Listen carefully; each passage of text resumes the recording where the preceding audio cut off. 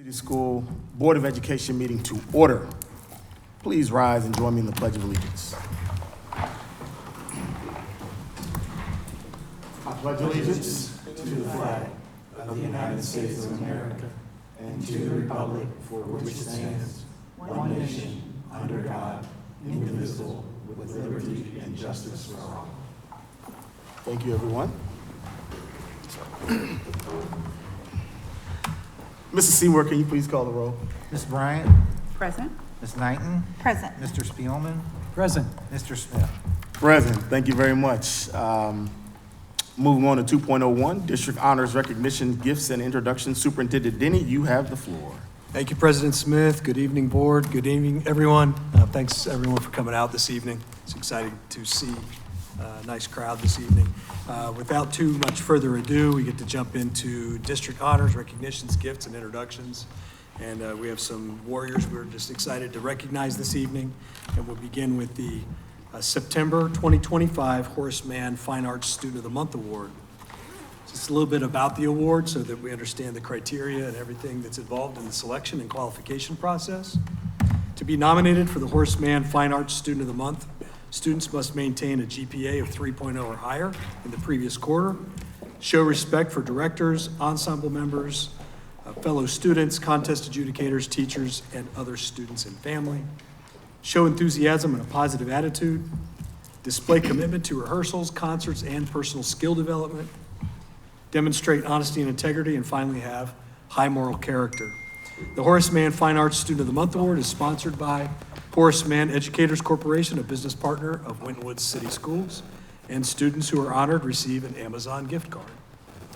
This student is an 11th grader, specializing and talented in the areas of art, color guard, orchestra, poetry, and writing. For the month of September, with a 3.964 weighted GPA, we're excited to announce 11th grade junior high school student, Courtney Lloyd.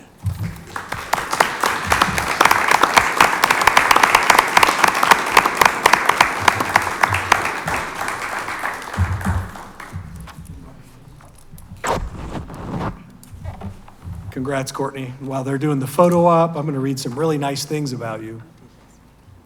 And did you bring anyone with you this evening, Courtney? Okay, fantastic.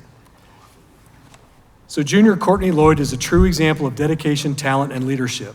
A proud member of the Color Guard for 3 years, Courtney now serves as co-captain, leading her team with grace and determination.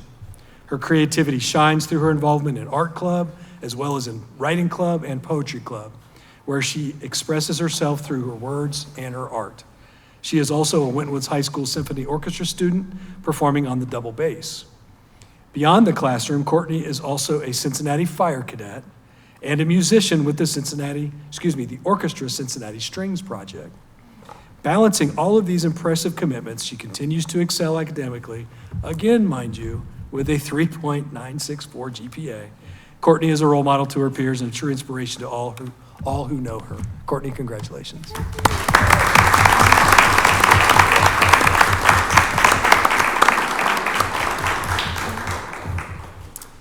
Next award this evening is the Kiwanis Character is Key Responsibility Award. And if we could please have Mr. Dave Bell, a local chapter, Kiwanis, Green Hills Forest Park Kiwanis chapter president, come up to the front, that would be great.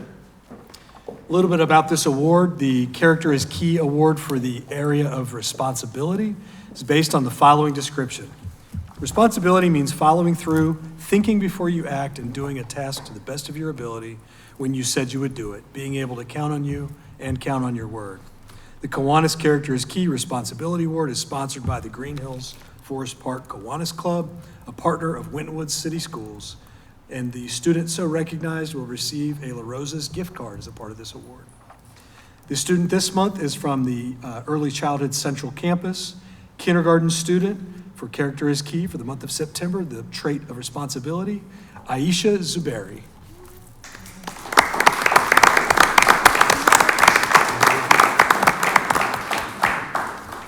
So she wasn't able to join us this evening, but I would still like to read some of these nice, amazing things about her. Aisha is a wonderful and responsible student who consistently puts forth her best effort. And this is written, by the way, by Mr. Hargrove, her principal. She takes great care of both her classroom and her peers, showing kindness, consideration in everything she does. Her trustworthy and safe behavior, both in and out of the classroom, set a positive example for others. Aisha's motivation is truly inspiring to her fellow students, and she exemplifies the warrior way with pride. Please help me congratulate Aisha.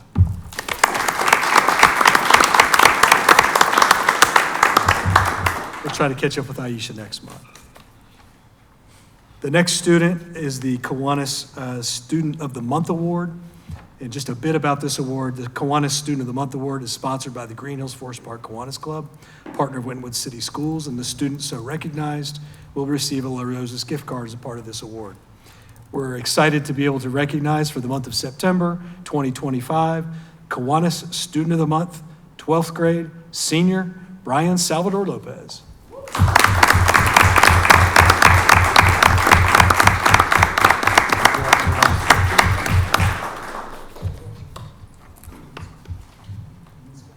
And who'd you bring with you this evening, Brian? We'd love to invite them up as well, if they'd like to. She's like, wait, let me get my picture first. Yes. Mom's got to get the picture. There we go.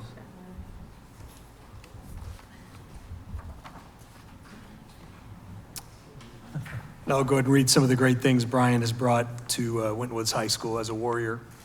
Brian Salvador Lopez has been selected for September's Kiwanis Student of the Month for the high school. Brian is new to the district this school year, but he has already quickly embedded himself into the warrior community with a kind heart and a gentle spirit. Aside from earning straight A's thus far this year, Brian is an avid soccer player outside of school, and he helps out his family by taking care of his cousins. In school, Brian is hoping to join student council to further develop his leadership skills. Here's what Brian's teacher, Mr. Green, had to say. Brian, a 10th grade student who recently moved from Chattanooga, Tennessee to Winton Woods High School in Cincinnati, is excelling in my world history class. Despite being new to the school, he has quickly made a name for himself through his insightful contributions and a strong grasp of historical concepts. His assignments consistently demonstrate critical thinking, depth of knowledge, and a genuine curiosity about the past. Brian's participation in class discussions shows leadership and a willingness to engage with complex global topics. His work ethic is to be praised, and I predict a very successful year ahead for him in history. Thank you, Brian, for continuing to demonstrate the warrior way of trust, respect, and responsibility. Signed, Mr. Tash, your school counselor. Congrats.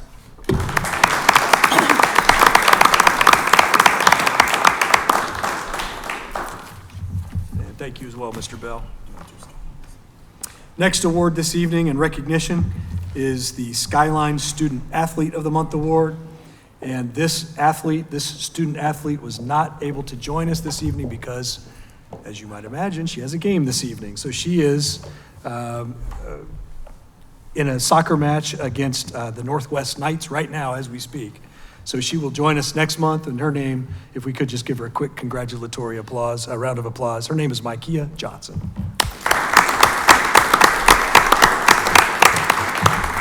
So we will catch up with her next month. Moving on to the next award on the list, we're eager to recognize a staff member at this point. This is the Skyline Chili Teacher of the Month Award for the month of September. A little bit about this award. To be nominated for this recognition, the Skyline Teacher of the Month, teachers must demonstrate the following: excellence in the classroom by using instructional practices that support higher academic achievement. Motivation by encouraging and motivating students to surpass their expectations, both academically as well as socially. Leadership by having a positive attitude with students, parents, colleagues, and the community. Creativity and imagination by demonstrating this and teaching in a way that inspires students to learn. Dedication by showing excellent attendance, punctuality, and overall dependability. And finally, communication by communicating effectively to their classrooms, parents, colleagues, and beyond. Skyline Teacher of the Month Award is sponsored by the Forest Park Skyline Chili Restaurant, a longtime business partner of Winton City Schools. Teachers who are so honored receive a Skyline Chili gift certificate. For September 2025, we'd like to recognize Winton Woods Early Childhood Central Campus teacher, Miss Tricia Wilkie.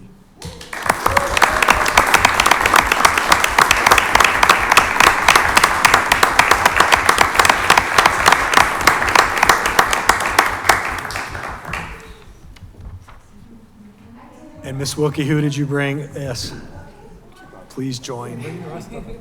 Yeah. Well, while the photo's happening, Mr. Hargrove, did you get out of this? I'm just saying, did you manage to get out of this? You did write something wonderful, though, so I'd like to make sure I read this. Nice try. I know you can get me back later. Miss Wilkie is a shining example of consistency, dedication, and heart.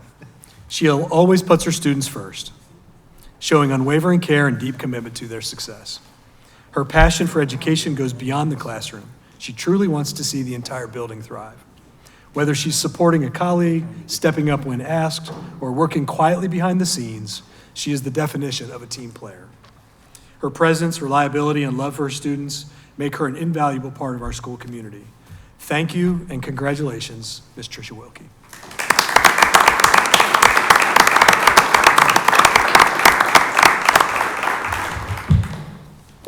Thanks for all you do, Ms. Wilkie.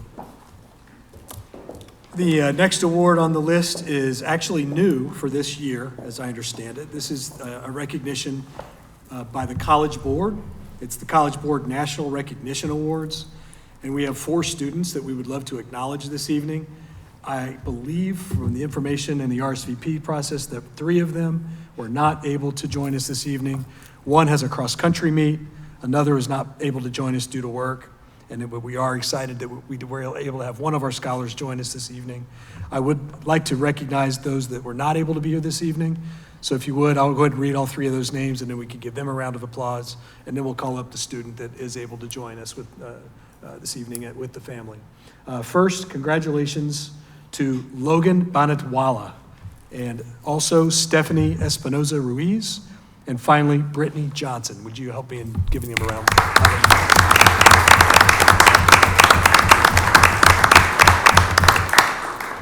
So we were able to be joined by one of our scholars this evening, and we're excited about that.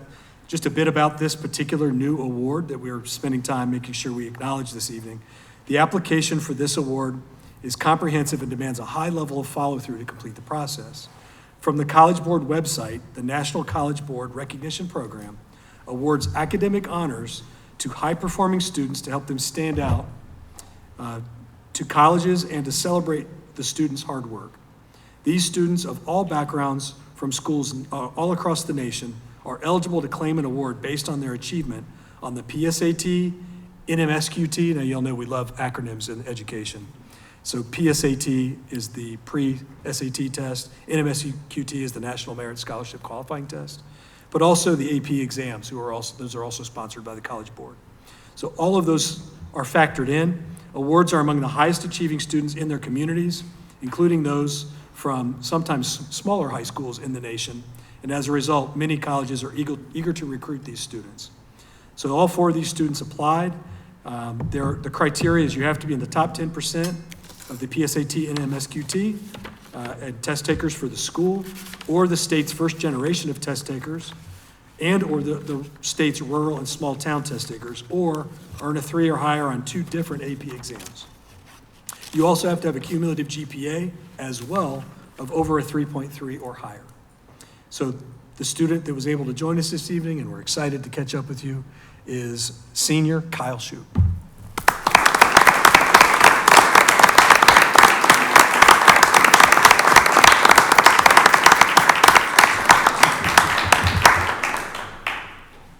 And Kyle, we'd love to invite whomever you were able to bring with you this evening to join you.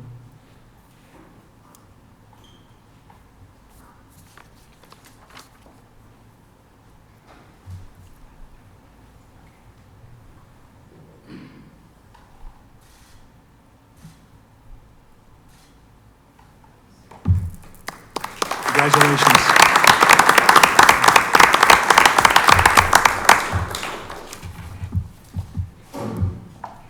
That concludes the awards. We do have several gifts we would like to recognize this evening as well.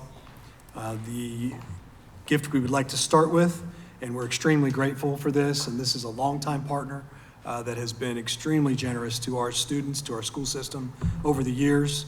The Board of Education wishes to thank the National Panhellenic Council, the NPHC, of Greater Cincinnati for its generous donation of school supplies, which is valued at over $500.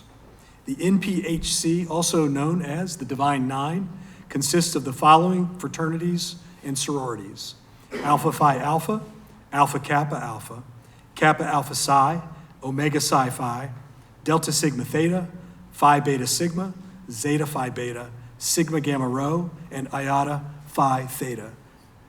And this evening, we would love to call to the front a representative from the Divine Nine to be so recognized, if that person would kindly come forward.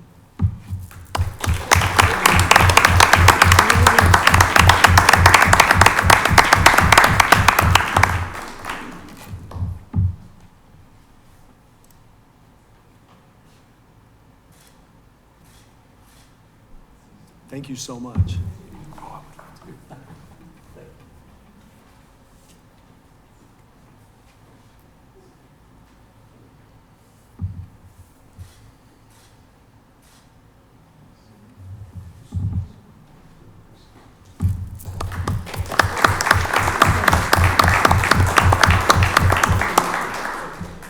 Again, we're just grateful for the level of support and the supply donation that has been a recurring tradition, and we're just grateful. It makes a difference, and it has an impact with our kids and our families and our community. So thank you again. Finally, one more gift to acknowledge this evening. We have a $2,500 donation from Insurance Associates, Jones Grimes Long Snyder Incorporated.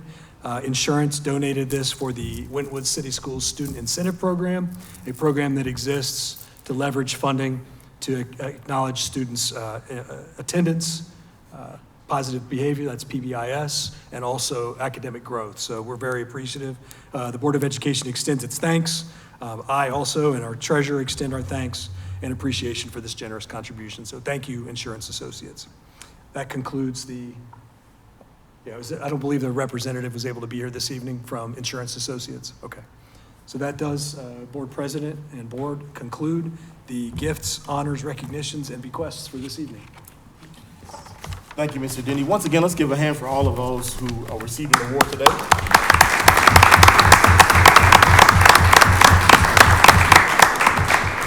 It is always a great accomplishment, and we love to celebrate those people as well.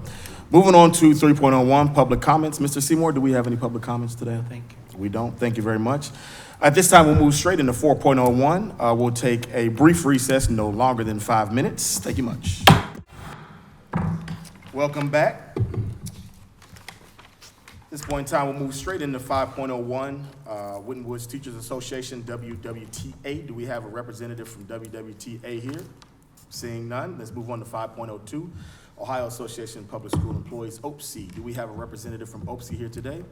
Seeing none, let's move right on to 6.01, the waiving of the reading of the minutes. Board, a motion is in order. Mr. President, I'd like to waive the reading of the minutes from the meetings on 8/25 and September 8th. I'll second.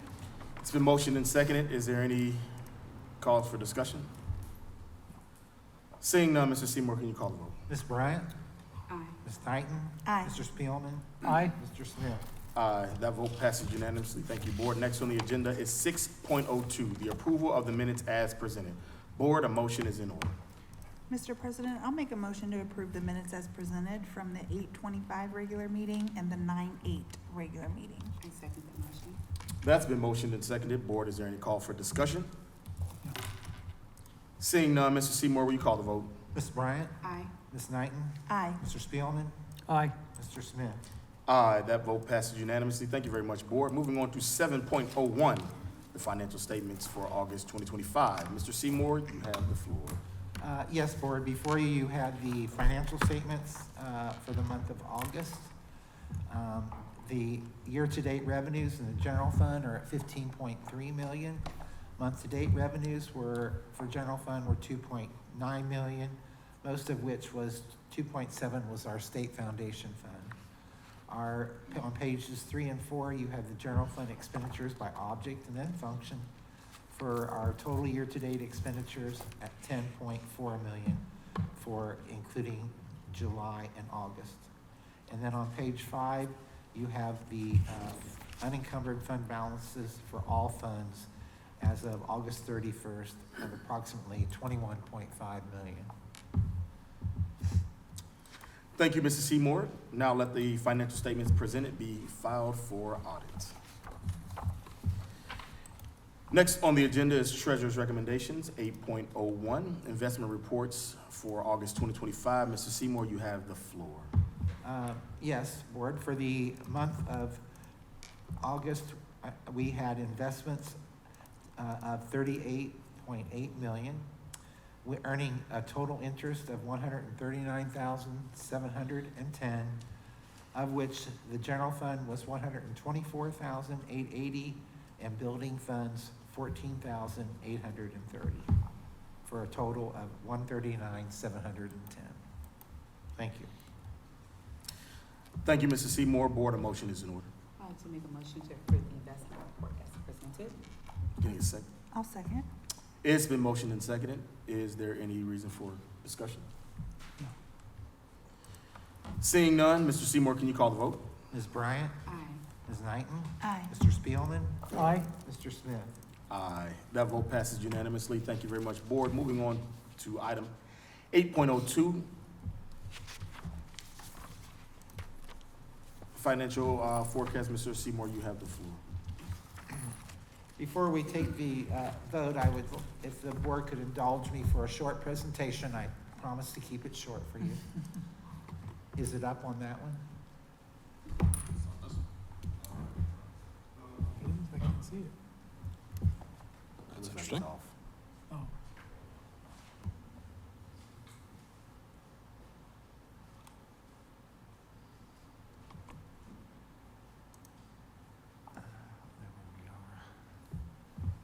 We won't hold this against your time, Mr. Seymour. Don't worry. What'd you say? I said we won't hold this against your time, don't worry. He said brief. Technology.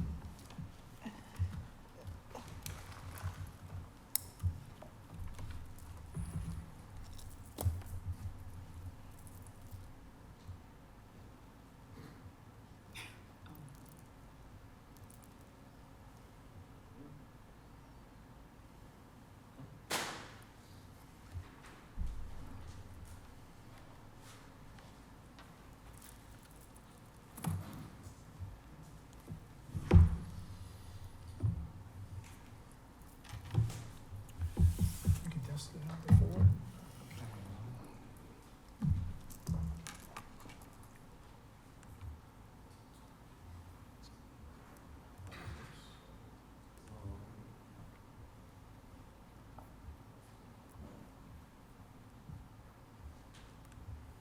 Here we go. There we go. Thank you. As the board is Oh, aware, it went away again. Sorry. well, it went away, It disappeared. went away. I- You may have to stay at the podium. I think maybe the cord is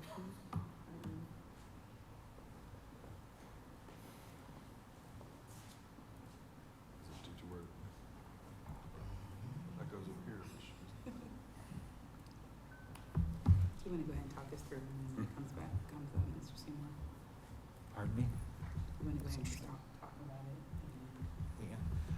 The financial forecast has gone through some major revisions through the state of Ohio. Board, it's number 3 on your agenda. Pull up number, attachment number 3. Yeah, And you'll be able got to see it. it. Okay. So the, what used to be referred to as the 5-year forecast, it's being revised to the current year budget and 3-year forecast. And we're not quite sure yet what years will report to the Ohio Department of Education. So for the presentation purposes, we're calling it the financial forecast. So what is really required to be submitted in the financial forecast is now going to be twice a year. It's going to be in August and February of each year, except for the first year. It is being submitted by October 15th during the year of conversion, which is this year. And the only fund that is included in the forecast is the general fund only. I'm assuming it's showing up over here. So what is included in the forecast is our projected revenue. Total revenues, as you can see, we're just on the graph, I've provided fiscal year 23 through fiscal year 30. As you can see, the graph grows as we are phasing in the new fair funding formula until we get to around FY 27, and then the revenues seem to level out. And in our total revenues, most of our revenues are made up of property taxes and state revenues. Our property taxes for this year are around 25.7 million, and our state will be around 32 million, which we'll cover later. But our local taxes make up 40% of our total revenue currently, and the state at about 57 for all other sources of 6%. Our current state funding is in the process of implementation and phase-in for fair share funding. Currently, the current year for 26, we are at 83.4% phase-in, and it will be completely funded by fiscal year 2027. However, there will be, due to revisions, there will be no increase in our average cost of educating a child, which means no base cost increases over the next 2 years, or they have not proposed. Current law says there will be none. And what the average base cost means is throughout the state of Ohio, what is the average cost to educate a child throughout the state of Ohio? And if they don't increase that over the years for inflation or changes, it kind of shifts the burden of the funding for back to the local. If you keep the average cost at 8,000, as our local economy grows, as our appraisals increase, as our average adjusted gross income increases, it shifts that percentage back locally.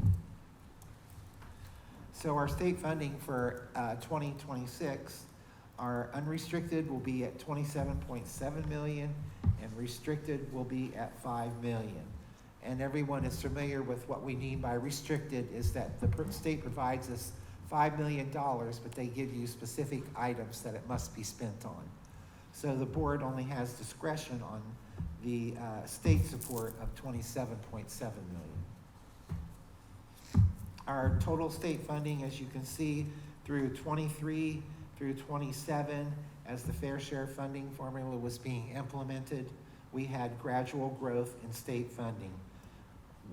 26 million, 30 million, 32.5, until we get fully funded next year in 27 at 35 million. And you can see that it levels out then because there's no change in the base cost, and it kind of, state funding will kind of shift downward as reappraisals and our local capacity increases.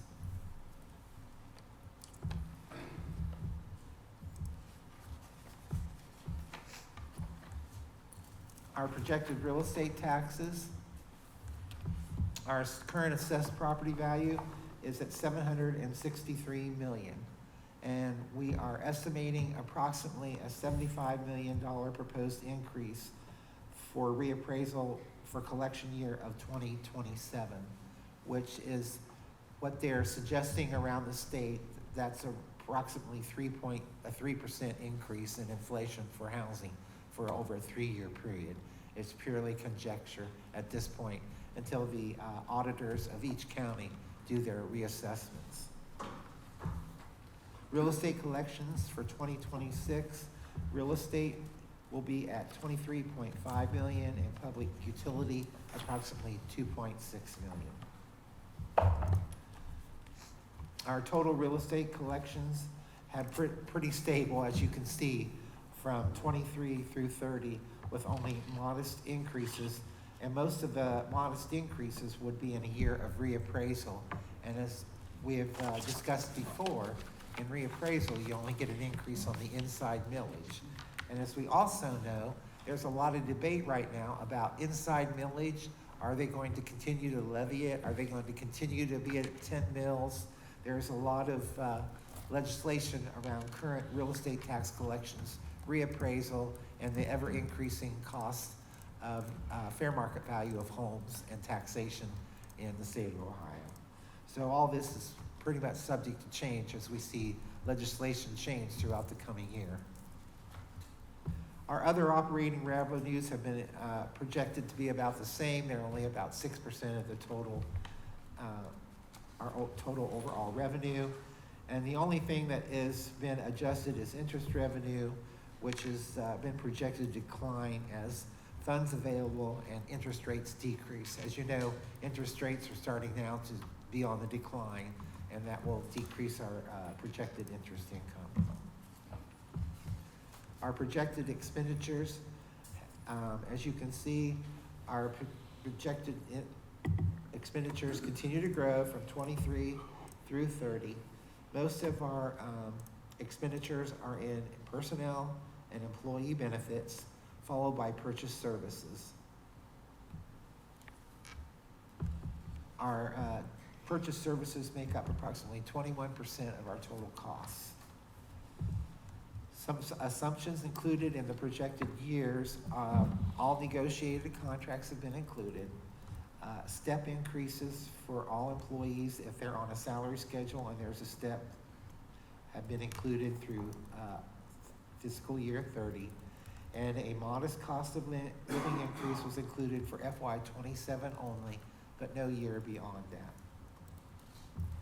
Our expenditure assumptions, we have retirement and Medicare have increased associated with the cost of the increasing salary. Retirement and Medicare are driven by the wages. 14% for retirement and 1.45% for Medicare. Health care insurance was projected at 7.5%, but as you know, we had a 10% increase for this year, but I feel over the next few years, a good average would be at around 7.5. And dental has been increased at 10% for all years.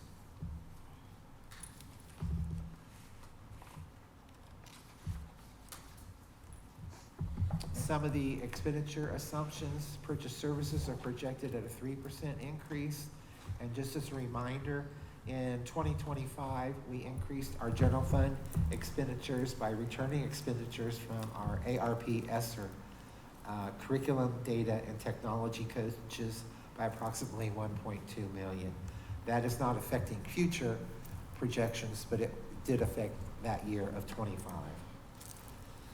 For the current year, we have 2 resource officers included, and also for 26, we have increased our capital improvements by $550,000 and then reduced that in the projections for the future years. That 550 was only included for this current year. Supplies and materials are projected at 3%, and it also includes our math adoption for this current fiscal year of 26. And then, of course, in capital outlay, we have 2 buses purchased in 27 and then 2 more purchased in 29.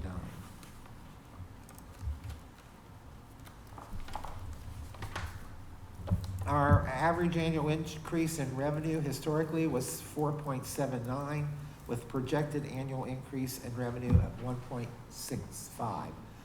As we were having the fair share funding formula increase each year, you would anticipate that to be growing.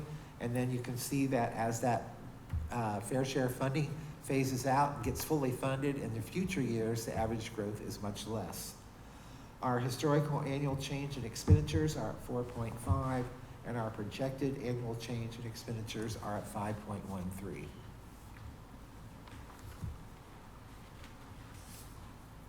So to put this all together, we have total funds available versus expenditures. As you can see, the red line is our expenditures historically and projected, and our receipts are blue, are historical and projected, and then the green represents total funds available. And you can see as the distance between total funds available, the green and the blue line, as that narrows, that's your cash balance decreasing each year. And this is also projecting with a 6 mil levy to to be proposed for collection in '27. Of course, only the board can decide when to put the levy on and the amount of the levy. This is purely for projection purposes at this point. And then finally, it's just a different way of showing that other graph where we have the revenues in blue, and we have our expenditures in green, and you can see the red line of the cash balance as it decreases downward.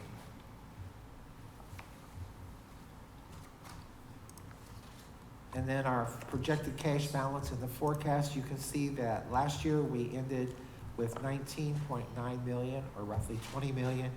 We're projected in 2026 with approximately 15 million, 27 with approximately 13 million, and it goes down from there to about 500,000 in 2030. Also, the 5-year forecast with some of the changes that went through this year, the current year had to be based on your, had to be projected based upon your current year appropriations. And we're supposed to do an update in February. Mr. Denny and I have spoke on several issues, and we're going to try to reevaluate the current year's appropriations, see where we can reduce those before we refile our amended 5-year forecast. As you know, historically, we've tried to do the appropriations and provide you where we were at with operating on like a budget. And then the 5-year forecast was a more try to determine exactly what do we think that might be without any cushions for a contingency here or a problem here or a increased cost that we weren't aware of. And the 5-year forecast was trying to be more, but this year we had to have the current year be the board's adopted appropriations. And so we tried to conform the 5-year forecast to that and hope to revise that and bring it back at a later date.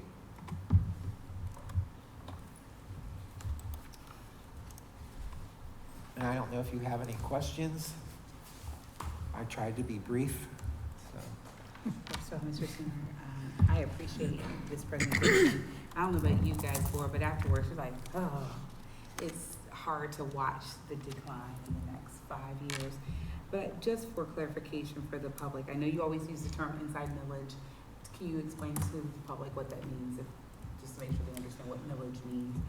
When they started real estate taxes, I believe it was in 1934, I could be wrong, they passed legislation to levy real estate taxes on 10 mills to each subdivision or to each city, school district, or whatever, a county. And the, like for Winton Woods, we have Forest Hills, Green Hills, this Hamilton County, and they decided at that time how much of that 10 mills would be allocated to each of those political entities. And it's been that since historically. And it's considered unvoted millage. Everything over that has been voted on by the voters over the 10 mills at some point in the history of Winton Woods. Does that help? Yes, it does. I know people like to think the property taxes are what drives and that the school's going after them for that, and that isn't the case. Some of this we have no control over. I did have another question about capital expenses. I know at some point we will have to do some improvements to our facilities, our the track and the football field and things like that. Is that taken into consideration in this? That's taken into consideration, but not within the general fund. Okay. We're working on doing that through our permanent improvement fund. So we try not to use general fund for, as you know, we've used none of the general fund for any of this renovation. And Mr. Denny could change that, but historically that's what we've done. We've tried to always, I'll let him speak to it too, but we've always tried to use capital improvement, Fund 003, called capital improvement. Yeah, we're fortunate. Not all districts have that voted millage in, and we do have, I think it's two mills, Randy? Two full sorry? mills? 2 full mills is the, well, it's Yeah, we're one not and a half collecting on now. that right now. Yeah. We get approximately 650,000 in permanent improvement. And when we went to Ohio School Facilities, we transferred one half of 1 mil over to Fund 034, which we're required to have to maintain the new buildings. That was a requirement of getting support from the state of Ohio. So currently, we only get 1.5 mils into the permanent improvement fund, which is around 650,000. Thank you. I think it's just important for public, because people see things, oh, they're doing this, so they don't need our money. So no, there's different funds, and so it's really important for the public to understand that there are different funds. We're not taking it out the general, that fund is to educate your kids, and we want to keep it that way. Yeah, this is strictly general fund here. That's a great point, Ms. Bryant. We're grateful to the community because they voted that in years ago, Right. and so we continue to use that for capital projects and improvements. And it also illustrates how reappraisal and the reduction factor work. We voted 2 mills, but we're nowhere collecting that right now. 2 mills currently would bring in 1.5 million. We're only bringing in 650,000. You cannot increase that collection period from the date that you voted it, if that makes sense. It does. Thank you for that explanation, appreciate it. Do we need a motion for additional questions, or can I ask additional question? You can ask it within the confines of his presentation. Go ahead. So I think after the last work session, the next day you were going to training, which was 3 weeks ago, you were going to training on how to do this projection. Me and Mr. DeMarc both went, yes. Yeah, so previous to that, they were asking for a 5-year and then maybe a 3-year, but at that meeting, they changed it to a 4-year. Well- So this has been put together in the past 2 to 3 weeks. Yes, sir. And the other thing to point out is, in those later years, we don't really know what the state funding is going to be. Is that correct? Correct. And currently, I think this is correct, you sit down with the superintendent each week to review expenses, but probably once a month, you're focusing on that to look at what we need to do to better control expenditures, or what we can do. So it's a constant review of expenditures. It's not like you're looking at it twice a year when you have to do a 4-year projection. No, we meet once a week, and typically, the last 2 meetings, the forecast has been up on the screen, the slideshow, and I think we're both on the same page. And Agreed. I knew that because you and I talked today. I just wanted to point out to the community that that's an ongoing review every week for expenditures. So there's a good handle on what those expenditures are. Right. That's my comment. And it's really hard to get a handle on salaries until we get the month of September done, if that makes sense. Mhm. Because we've got a lot of change in personnel. We've got various changes in the payroll side. And we always had, before, when it was due in November, we always had those September and October payrolls to look at and give a really good basis for your projection for personnel, regardless of what your appropriations said, but that's different now. So when you do the updated, I guess that we call this a 4-year projection, when you do that in February, you'll be able to take that kind of context and data into account Yes. for the revised. And I'll be bringing back to you a different appropriations, and we'll probably be learning together along the way. We'll be doing things differently Yeah. than we have historically. And much to your credit, since I've been on the board, the projections have been within 2 to 3% each year. The projections have been pretty good. Yeah. But that's a good, That's an outstanding process that you have in place. Right. But that's all been changed this year because it's a 4-year and they're asking for it in different ways, and they're asking for it in 3 weeks. They're calling it the 3-year forecast, but I believe we're going to report the current +3. They used to call it the 5-year forecast, which was the current +4, so. It's knocking off 1 year, Yeah. Yeah. Okay, thank you. All right, thank you, Board. A motion is in order. Mr. President, I'd like to make a motion to approve the financial forecast for fiscal years 2026 through 2030 as presented. I'll second. It's been motioned and seconded. Is there any more discussion? Just for clarification, we're not going to go, we're using the presentation instead of the other 2 addendums that are in here, correct? Yes, you're approving the forecast, Okay. not the, is that what you're asking me? Yes, no, you did the present, instead of the, you actually had it in a different format as well. So I just want to make sure we don't have to review that before we vote. Same data. It's the same data. Yeah, it is. That's what I was just clarifying. Yeah. I'm Aye. sorry, okay. No, aye, sorry. All right, seeing none, Mr. Seymour, can you call the vote? Aye. Ms. Bryant? Aye. Ms. Knighton? Aye. Mr. Spielman? Aye. Mr. Smith? Aye. That vote passes unanimously. Thank you, Board. Next on the agenda, reports from the superintendent. Superintendent Denny, school reports, you have the floor, 9.01. Thank you, President Smith. Good evening again, Board and everyone. 9.01 school reports, just excited to share some of the upcoming things over the next month that we'd like to draw your attention to. First is tomorrow, it's already midterm, so interim report cards should be coming out.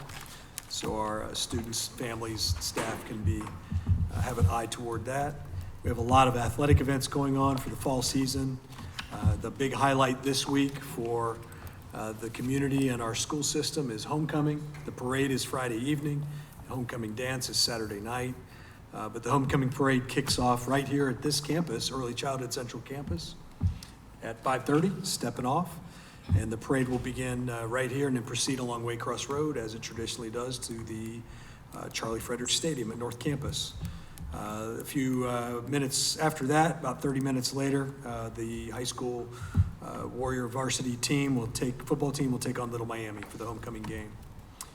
So we have a variety of other sports to take in. Want to make sure we draw attention to on Sunday the 28th, so this coming Sunday, we've got the Cincinnati National Association for College Admission Counseling, NACAC College Fair. It's at Northern Kentucky Convention Center, 1 o'clock on Sunday. No school next Monday. We have a professional development day, one of the days we have once a month, to make sure we're bolstering our teachers and ensuring they have the skills and requisite training they need to be successful. Following week, again, a lot of athletic events. Home next Friday, the 3rd, varsity football versus Loveland. Excited to see that. And then Saturday, the 4th, it's band performance, Walk to End Alzheimer's. So our Warrior marching band will be at Sawyer Point at 8 o'clock that Saturday morning. The 6th through the 10th is See Something, Say Something Week. That's a week that we encourage kids. We encourage this all of the time, but we certainly encourage kids if they see something that seems unusual or untoward, to make sure that they say something to a trusted adult, let someone know. Fall choir concert the 8th, and then we have a fall break coming up October 16 and 17, ACT on Saturday the 18th, and then I would like to be sure we acknowledge middle school parent-teacher conferences on the 21st of October, 22nd of October is high school conferences. Those are on different nights to help with traffic and help out families with those commitments where they might have students who are both in middle school and high school. South Campus Parent-Teacher Conferences is the following evening, the Thursday evening, the 23rd. And then we'll wrap up with, right after our next Board of Education meeting, we have something really exciting planned. It's a movie screening. It's the film Counted Out, which is about the importance of mathematics education, mathematics competency and skills for our American society, for our students that attend not only here in Wynn-Woods, but in the state, and the importance of that across the country and across the world. So we're gonna be doing that screening at 5:30 p.m. We'll have some refreshments to be served as well, so we'll be doing a lot of promotion of that. And just excited about that because math is critical and it acts as a gatekeeper for a lot of opportunities. And so we want to be sure we're positioning our students in the best possible way we can. This film highlights the importance of that. Board, that concludes the school reports 9.01 for the next coming month. Thank you, Superintendent Denny. Let's move right on to 9.02, Student Achievement Report. Superintendent Denny, you have the floor. Thanks again, Mr. Smith. 9.02 is the Student Achievement Report. The local report card just came out last week. And so to present this information, we will be joined by Dr. Adrienne Martin, Executive Director of Teaching and Learning for grades pre-K through 6, as well as Dr. Tamara Ragland, Executive Director of Teaching and Learning for grades 7-12. And if you would, Board, just direct your attention to them and the presentation on the screen.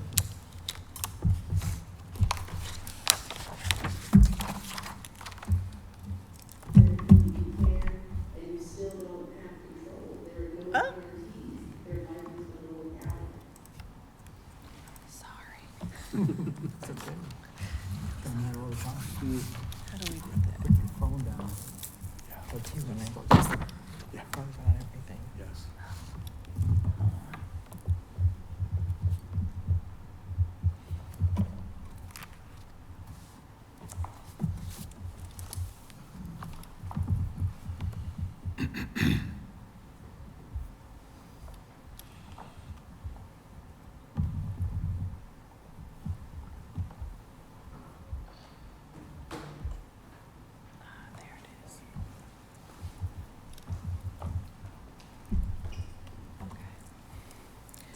Good evening, everyone.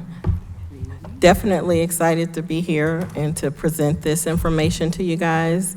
Like Mr. Denny said, this actually came out on the 15th.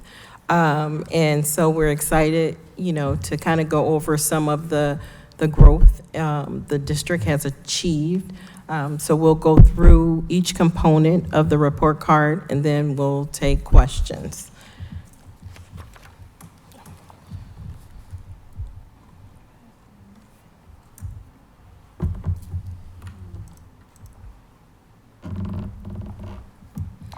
The report card for Ohio has 6 components. Those components are achievement, which measures how many students reach the learning goals set by the state of Ohio and how they scored on those tests.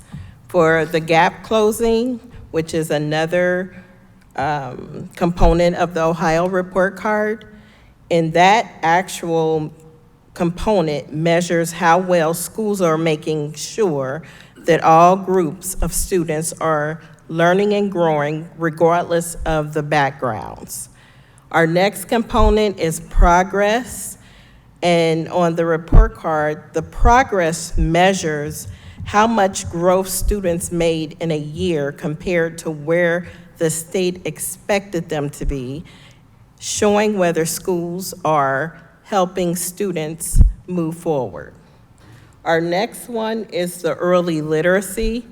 And with the early literacy component on the report card, that measures how well schools are helping young children, kindergarten through 3rd grade, build strong reading skills.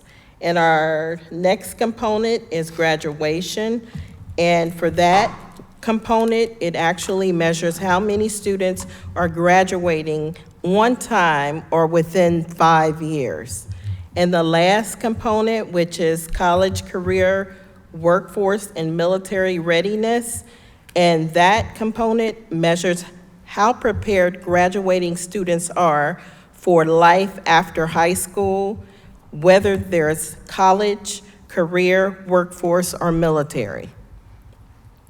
On Ohio's report card, there's an overall rating of 5 stars. 5 stars indicate that they're significantly exceed state standards. 4 stars exceed state standards. 3 stars meet state standards. 2 stars need support to meet state standards. 1 star needs significant support to meet state standards.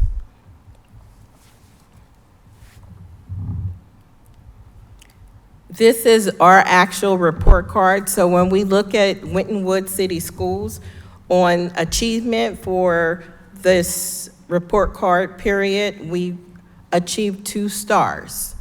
For progress, 2 stars. For gap closing, we received 3 stars.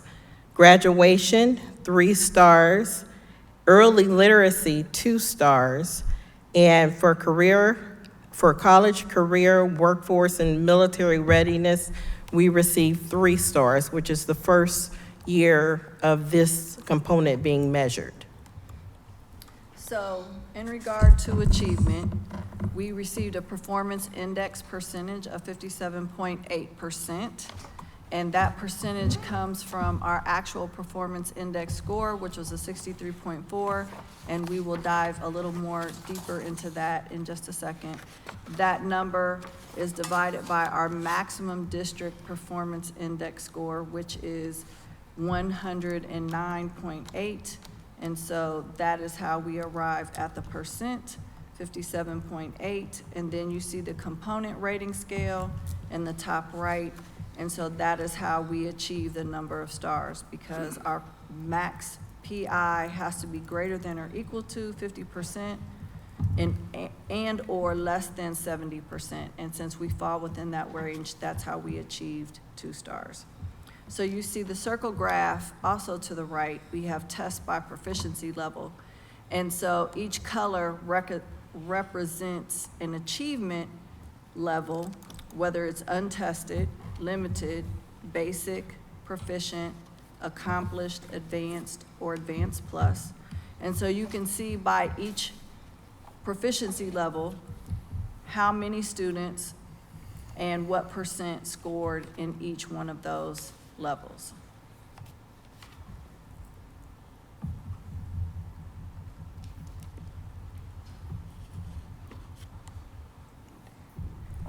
So our points are calculated by assigning the following weights to each proficiency level percentage.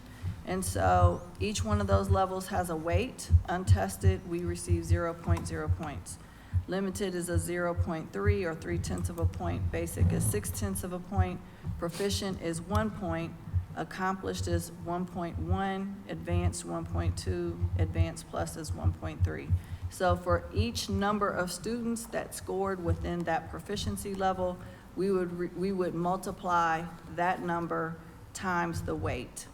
And so that is how we arrive at a performance index of 63.429 with a maximum of 120. So when I said we're gonna dive into performance index a little deeper, here's the math. So you see the points or the weight for each level. You see the percentage of our students that fell within each achievement level. And when we multiply those numbers, so for example, for limited, 39.7 times a weight of 3/10 of a point, we receive 11.9 points, and so on and so forth, in order to add all of that up, and then that's how we arrive at the 63.4.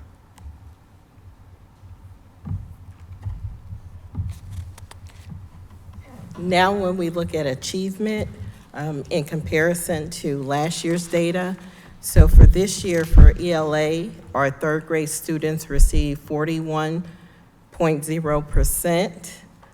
For 4th grade, 37.9%. For 5th grade, 47.9%. And for 6th grade, 34.1%.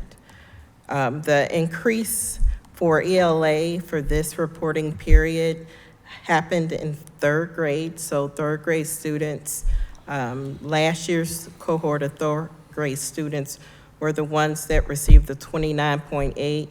This year's students, which are different students, but they received the 41.0.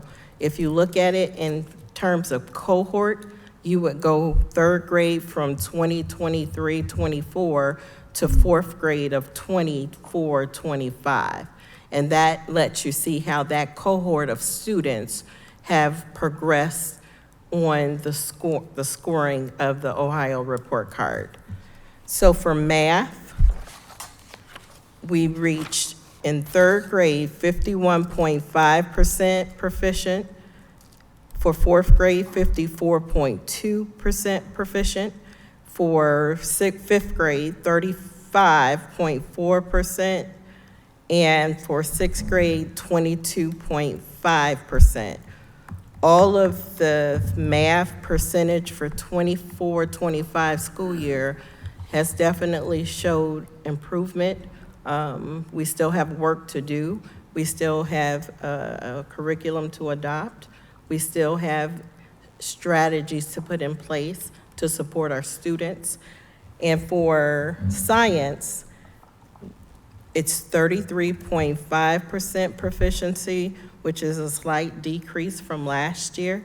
In fifth grade, it's not necessarily cohort, it's individual cohorts of students year to year. So we know that we definitely have some work to do as it relates to building up our science curriculum, our math curriculum, and we have adopted a high-quality instructional material for ELA. So we're definitely looking to see some growth in the area of ELA. So at the secondary level in ELA, seventh grade, we had 39.9%, eighth grade was 22.2%, 10th grade was 40.8%. And so we had increases from 23-24 to 24-25 in seventh and eighth grade, a slight decrease in 10th grade. In math, we had a seventh grade 5% proficiency rating, eighth grade 21.9% proficiency, ninth grade, which is Algebra 1, 30.2% proficiency, 10th grade, which is geometry, and that is a 17.2% proficiency. And so we've shown increases in 8th, 9th, and 10th. We have much work to do in 7th, and we're taking that on this year with adopting a new curriculum in grades 6 through 12. We have also new online resources to help supplement those grade levels, including Zern, which is being promoted by the state and comes highly recommended. And we are using that in the classroom in order to help improve our achievement in mathematics. In science, 8th grade science is showing 29.5% proficiency, and 10th grade, which is biology, is showing 39.5%, both increases from the previous year. Social studies at 10th grade is 44.4%. That is actually American history. Again, an increase over the previous year. In 11th grade is 49.1%, or American government, and a decrease from last year.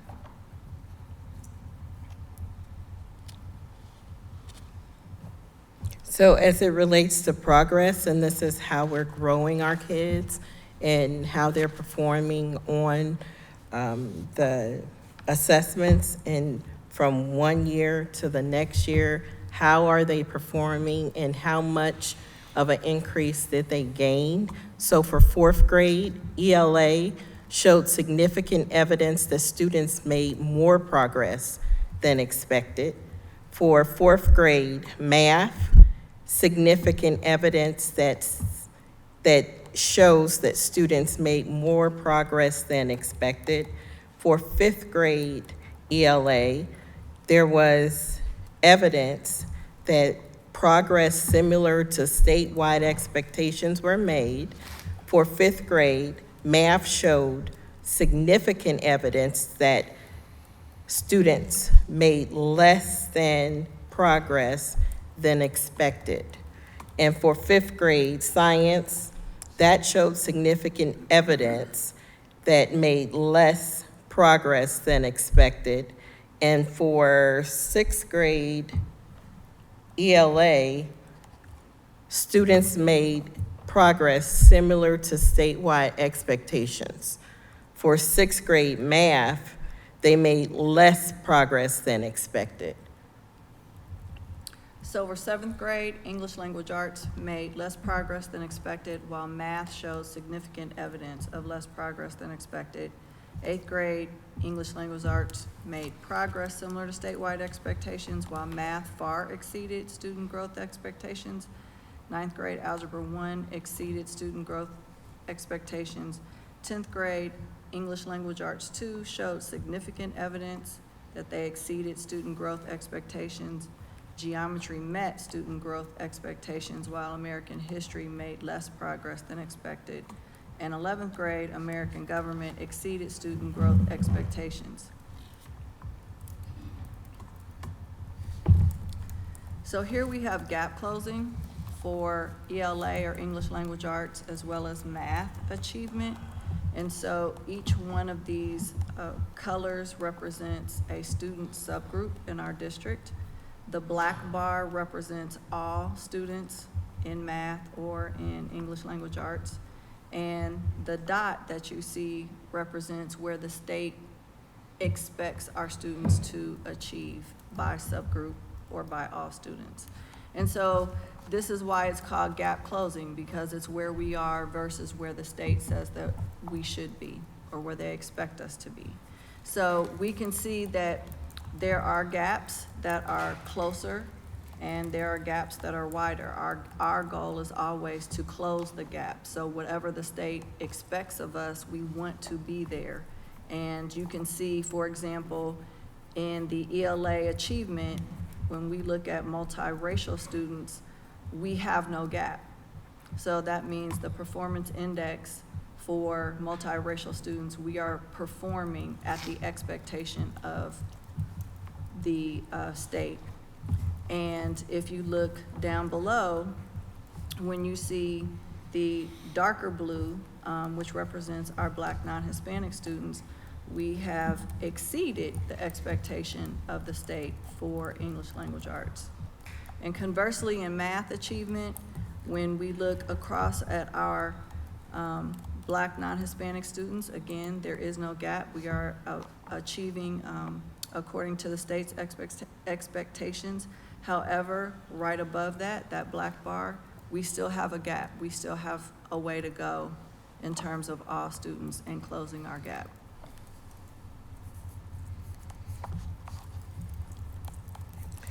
The gifted performance indicator for the district, for the gifted performance index, we received 111.5 points. We did not hit that indicator. The gifted performance percentage was 91.7%. The gifted performance index goal was 97.5. So we definitely have some work to do as we try to grow our students and provide them with all of the necessary instructional strategies as gifted students. For the gifted progress, we did meet that. We received 5 stars. The goal was 3 stars. So that was definitely met or exceeded, actually. And then for the gifted indication in service, and that's how we are identifying and how we're actually providing service that is aligned to the requirements of the state. And we did meet that. We actually met it at the 80.0%, and the goal was 80%. As identified by the state of Ohio. For early literacy, that early literacy component increased from last year. Actually, we are now at 58.3%. This particular component of the report card is actually encompasses the proficiency of 3rd grade reading, the promotion to 4th grade, and improving K-3 literacy. So once the unweighted percent is actually calculated, the weighted percent is on the, if you look on the right side, all of that is added up. So from all of the 3 components of that particular identification on the report card, that's how we came up with the 58 point, or the state came up with the 58.3%. And in looking at those 3 components, the proficiency in 3rd grade reading measures is the percentage of 3rd grade students that scored proficient on the reading segment of the test. And those students had to earn a sub-score of 50 or higher to earn credit for this measure. We had the 43.7% of our students met that. For the promotion to 4th grade, this measure is the percentage of 3rd grade students who were promoted to 4th grade, and we had 100% of our students at that particular item. And for the improving K-3 literacy, this measure evaluates reading improvements that occurred during kindergarten, 1st, 2nd, and 3rd grade. It looks whether or not students were previously off track and are now on track, and reading at grade level. So for us, this particular item, we got 23.2% of our students. And this is cohort, so it actually measures if they're a kindergarten student in this year, it looks at what they did and how they performed the following year. So it looks at that 1st grade data point in order to calculate this percentage. So our graduation rate, it is steadily climbing. It is now at 92.7%. It is made up of the 4-year graduation rate as well as the 5-year graduation rate. The state takes the percentage of each and then they assign a weight of measure. So the 4-year graduation rate has a weight of 60%, 5-year has a weight of 40%, and you can see the 5-year graduation rate is also high at 92.3. And so they multiply those weights by the percentage, they come up with the weighted percentage, and then they add them together. And so that is how they arrived at the 92.7% graduation rate. So here you can see the trend of graduation rates for four-year graduation as well as 5-year graduation. And so from 2020 on, 2024, for the light blue line, that's the 4-year rate, that would be our 92.7% there. And you can see that our graduation rate was stagnant for a few years, but it is steadily climbing these last couple of years.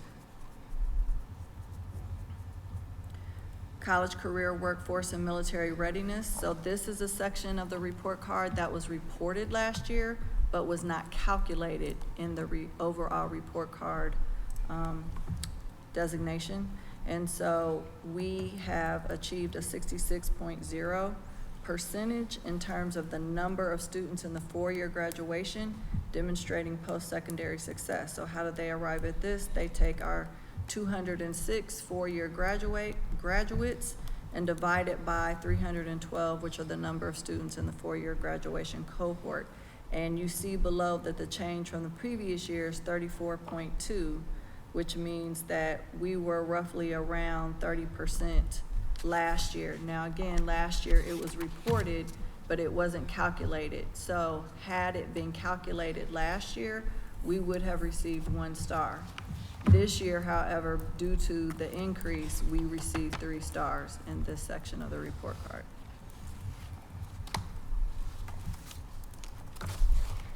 Now we're at questions. Can we go back to this one? I went through and compared last year to this year, and there's some really good things in here. And I just want to make sure we notice them. There on that page on early literacy, last year we were 1 star. This year we're 2 stars. Mm-hmm. So Yes. you didn't mention that, and I just. Well, we have a summary of highlights that we're gonna kind of.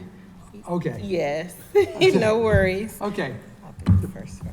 So the overview for our summary of highlights, Winton City Schools maintained a 2.5 rating.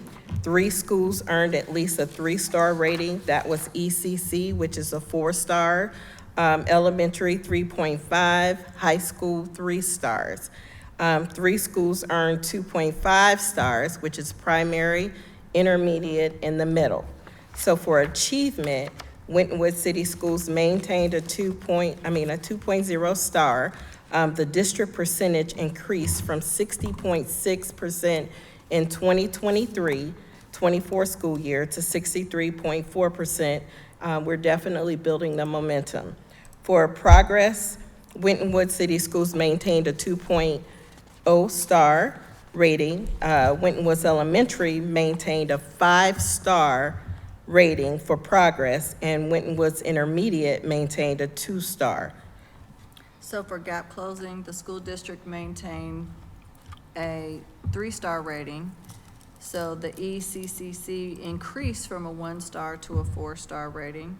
Primary maintained its 3-star rating. Elementary maintained its 4-star rating. In regard to graduation, the district maintained a 3-star rating, and the high school, our graduation rate is steadily increasing.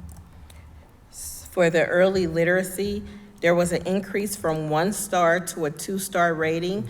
We have SAVAS as My View, My Perspective, which is our new elementary reading program adopted as one of the HQIMs from the state of Ohio. The increase was 53.7% last year to 58.3% this year, which is a 4.6% point increase. And then in college, career, workforce, and military readiness, Winton Woods received 3 stars in this inaugural category, underscoring the district's strong beginning in advancing students' post-secondary readiness.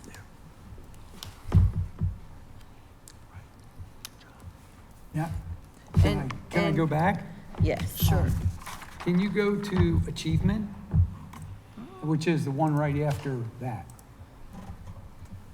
So we got a 57.8. We used to be at 55. Last year, we were 55.5, so we have a 4.14% improvement there.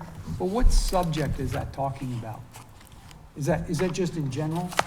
That's in general. Okay. It's overall, all grade levels, all tests. Okay. Can you go to performance index? Yeah. So last year, this was 60.611. So we had a 4.6% improvement there. Mm-hmm. Good catch.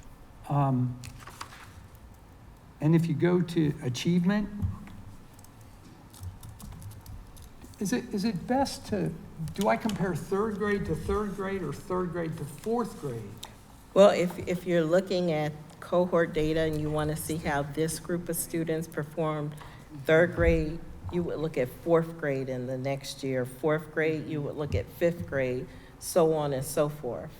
But if you just wanted to see how 3rd grade is performing individually, you would just continue to focus on 3rd grade, 3rd grade, 3rd grade. But if you want to see how the kids are growing, you would look from one year to the next. Okay. So like if I compare 3rd grade to 3rd grade, it looks really good. But if I compare 3rd grade to 4th grade, sometimes you go, whoa, what happened there? Yeah. But in other cases, they're really good. So are you guys going back to that data and going, okay, for these students, you know, now we have a new English language curriculum. You know, what do we do to, I don't want to say to fix this, but to improve upon these results? Yeah, and what I would say with 3rd grade, especially ELA, we have to make sure that the new adopted curriculum is being used with fidelity. And in order for that to happen, we have to make sure that we provide professional learning monthly and also job embedded, where they're actually getting it in between the actual identified PD days. That's where our instructional supports come in. At elementary, we have several literacy coaches that support this work and are charged with providing support so that the teachers understand the curriculum to the level that they can actually provide the students, intervene when they need to, and provide supports as needed. So when whoever's doing those reviews of a teacher, you know, how are you implementing this? Are they using, I think it's SAVAS. So are they using, like SAVAS says, here's the things to look for? Yeah, there actually are look-fors, and that is around our learning walks. Okay. And we'll be able to kind of get a gauge of what's happening in the scope of the classroom and how it's aligned to the adopted curriculum and what needs the teacher may have to actually definitely provide the best instructional strategies that are aligned to that curriculum.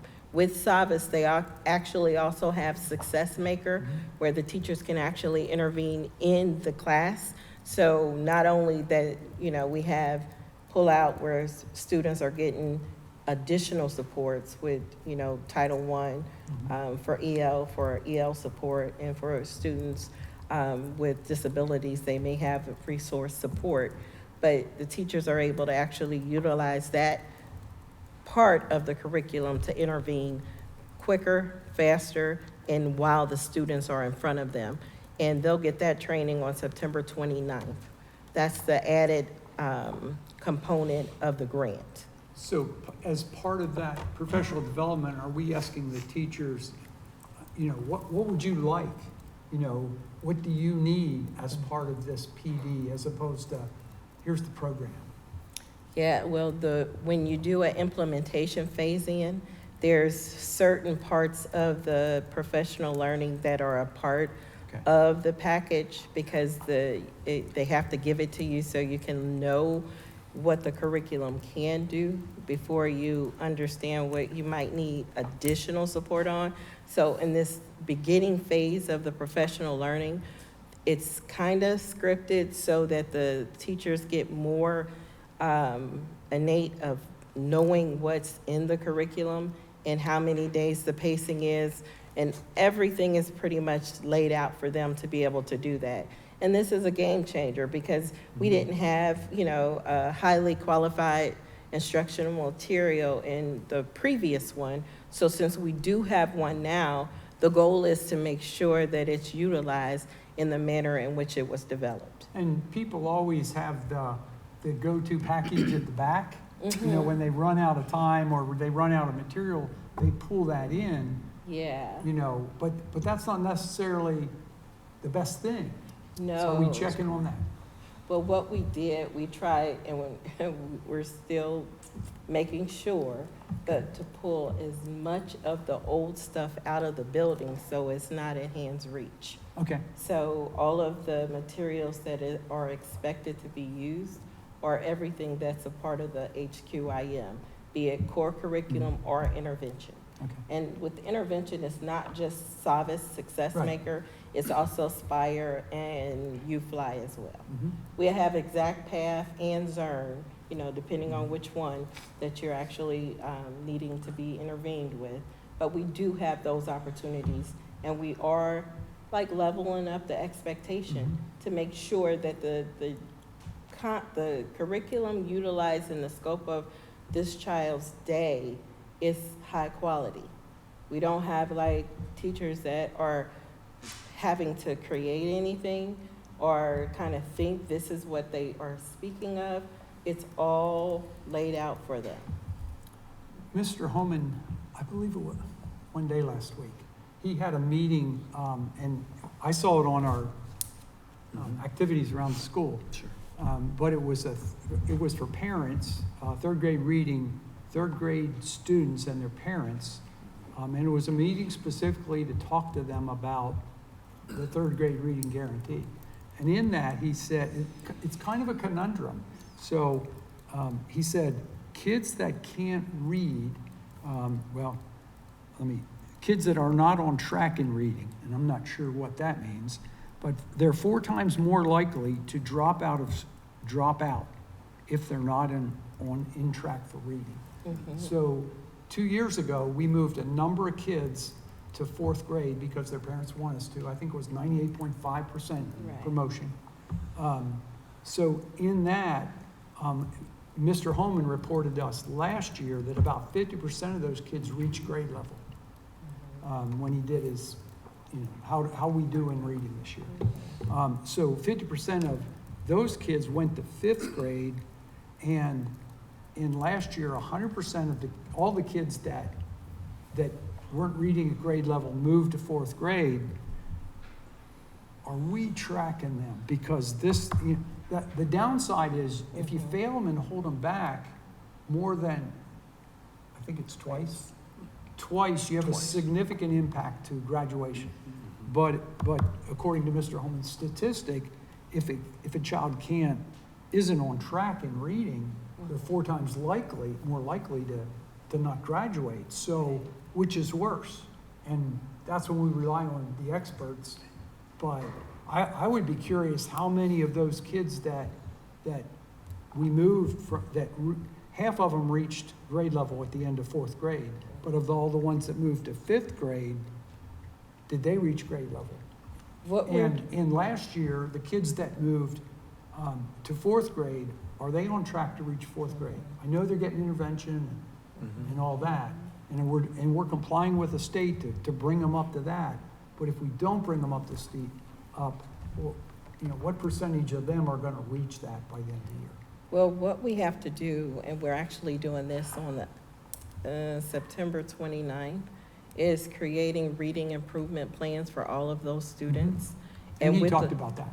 Yeah, with the reading improvement plan, and it goes each year, it follows the student, and the interventions and the support follows the student so that we can continue to intervene and provide instructional resources and support until they meet that proficient score.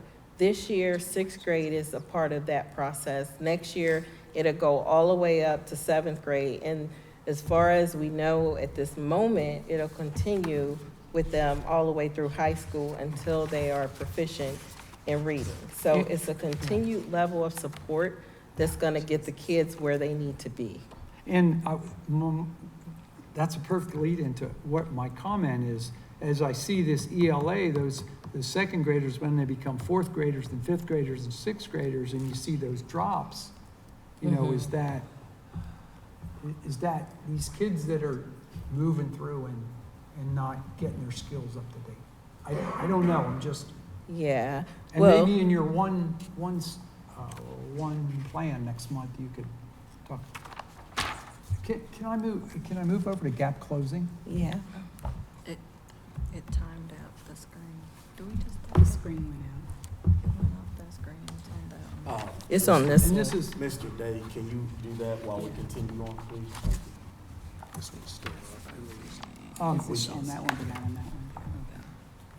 Slide 12, right? yeah, so in gap closing, we have all those different circles. Why doesn't everybody have the same, you said it's an expectation. Why doesn't everybody have the same expectation from the state? I know the state sets them, so it's not somebody out there going, well, but why doesn't everybody have the same expectation? Because everybody's not the same. Not totally sure. The state actually sets this calculation. There's no rhyme or reason. I But when do we believe- break it down by race and we say, have different circles, it's like, why doesn't everybody have the same? Why doesn't everybody have the same number? Can I say this? Yeah. So it's my understanding, the reason they don't have the same numbers is because they're not the same. So like each individual subgroup has certain barriers and disadvantages as opposed to other ones. So they're trying to take that into So account. the gap closing is really to try to see where do we expect them to be based on history and kind of, all the things, and where are they now? Okay. And so they're not all gonna be the same level because we don't expect all kids to have the same advantages to be at the same place. See that?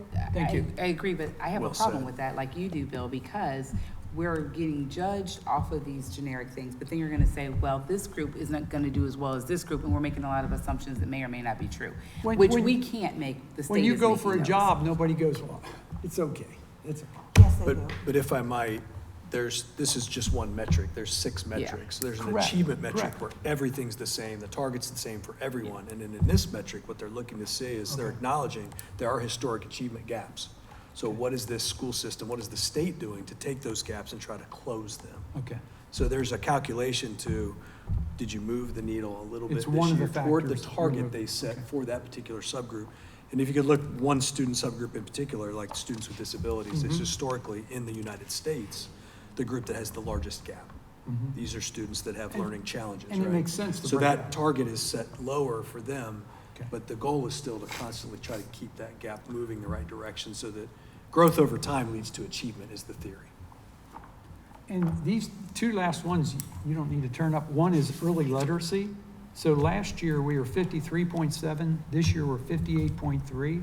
That's an 8.57% increase. That's a 4.6.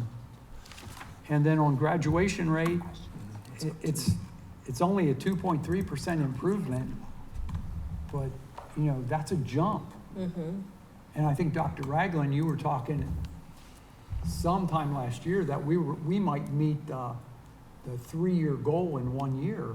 We've already met it. Okay. So. I thought that's what you were. So a few years I didn't ago, want to- we were at 89.0 in Yeah. graduation rate. And although there's not a huge difference, depending how they break down the star ratings, all you need is a slight difference to move from 2 stars to 1 star. I'm sorry, 3 stars, excuse Yeah. me. And so we met that last year. Okay. We just exceeded it, and so we've maintained the 3 stars. So there's some good things in here. You know, I looked over, I pulled up a thing to say where do we stand in the state? It's by cleveland.com or something. They look at all the schools, but I don't know if, and on that report, we are 587 out of 607, but I don't know if that data takes this into account. Do we know? Now that I don't know for that particular research. measure. I know at the district level, just trying to make sure that we as a system put things in place. Well, we do have TBT and just trying to refine those, making sure that they're consistent, collaborative, and cohesive. We have professional learnings that I spoke about earlier that's gonna help kind of give the teachers the skills so they can be efficacious in their craft, be it whatever subject or content they're teaching. Job-embedded learning opportunities. Through coaching. So we have PSYOP coaching, literacy grant, our CSLD grant, which is for literacy. So we have those coaches as well, math coaches in our district. We have an MTSS district-wide team, which is new for us this year as we've implemented our district-wide MTSS plan. We've had a PBIS district-wide team for several years now, and we also have the newly formed attendance task force. So with all that being said, at the district level, the goal is to be intentional. We know that we need to kind of get to our next step, our next level. We know that we have work to do, so the goal is to make sure systems are in place in order for that to happen. And with those district level teams and the analysis of data, that'll help us drive in a direction that we need to go to move those numbers, move those stars, and perform exceedingly better than the state expects us to. So the one plan next month will report how we're being intentional to do that. Yeah, well, Yes. yes, the one plan actually is the goals of the district. So a lot of those, and that's like a 3-year plan. So a lot of what's presented in that actual report is over time as well. There's not like a whole lot of change from the presentation we did last year with the one plan to now. What happens is what we're putting in place to provide supports and resources is what's given us a bigger bang for our buck for now, and then we'll see the growth over time. So the one plan is nothing new that'll be presented. It's just Okay. information that's ongoing. Right. Ideally, the goals didn't change, the target didn't change. Correct. But what we're doing in our actions is this work right now. What we're doing intentional to meet Yes. those goals. And it allows us to measure ourselves now against the goals we initially set at the beginning. And you update us with where we are in reaching Correct. those goals. And last week, the Inquirer published an article about report cards, and they published that in comparison to surrounding districts, 56% or 24 of 43 of elementary schools earned 3 or 4 stars, which we met that. 65%, 28 of 43 of elementary schools maintained or improved their rating. We fall into that category. 33% or 6 of 18 of high schools earned 3 to 5 stars. We fall into that category. And 83%, or 15 of 18, of high schools maintained or improved their rating, and we've also fallen into that category. So there's definitely, celebrations that we can do, highlights that we can have, but in doing all of that, we can't stop working on the work. We gotta wow ourselves every day, and that's just simply working on work. And so that's what our expectations are, at the building levels, through the administrators, through the teachers, through any instructional supports that we contract that come to help support this work. So that's the ultimate goal in order for us to move the school. Never stay still, always move, so we can get where we're trying to go. We're also careful not to change horses. Like, these are the things we said we were going to do, so that's we're gonna work on those things, be consistent. It doesn't mean we don't make adjustments as we go, but the goals and the strategies are largely the same. Because when we change things on teachers, then that's that whole learning curve again. So we're trying to build momentum and build on the success that we're putting in place. So I have a question. What are the barriers that we face? Because I was looking at, trying to find districts similar to us in size, and some districts bigger than us have better scores, some smaller have similar scores. So what is it that we can do? Because I know that we have a diverse district. That's one of the things I love about this district. However, that still shouldn't change the fact that our early literacy isn't where it needs to be. And how can we continue to improve on that? And are there barriers in our schools, or people that are barriers that we need to look at moving into other positions, or saying, sorry, see you in another place? I mean, to be truly honest, because I want us to have more than one star with early literacy. As you just said, Bill, it's so important that reading is fundamental, math skills are fundamental. And if we have children that are in third grade that are moving on because their parents may not understand that you really don't want them to move on if they're not proficient, and we keep doing this, our scores aren't gonna get better. So what can we do? What are the barriers, and how do we fix it? Right, for early literacy, last year we were 1 star overall. This year we did improve to 2 stars. So there was some increase there, but we still have to work on the work with the early literacy. And we've talked about this in the past, about the fact that the students have to be here in order for them to gain the instruction and the support that they need. So that attendance is crucial and essential in order to move those numbers. The ECC actually has a program that they put in place this year that actually invites families to come to the school so they can talk about the importance of being here, the importance of instruction, what's going to be taught the next month. And that actually starts September. So this month will be the first time that they actually had that in place. But the whole goal is to get the parents excited about bringing the kids to school. Because with early literacy, we can definitely get them when they're in school. And we can provide the needed support, additional support, or enrichment, so that we can get the students every skill and every tool they need to be successful. So I would say the attendance would be one of the barriers, but we're definitely trying to combat that with the attendance task force at the district level and implementing this program that they actually put together.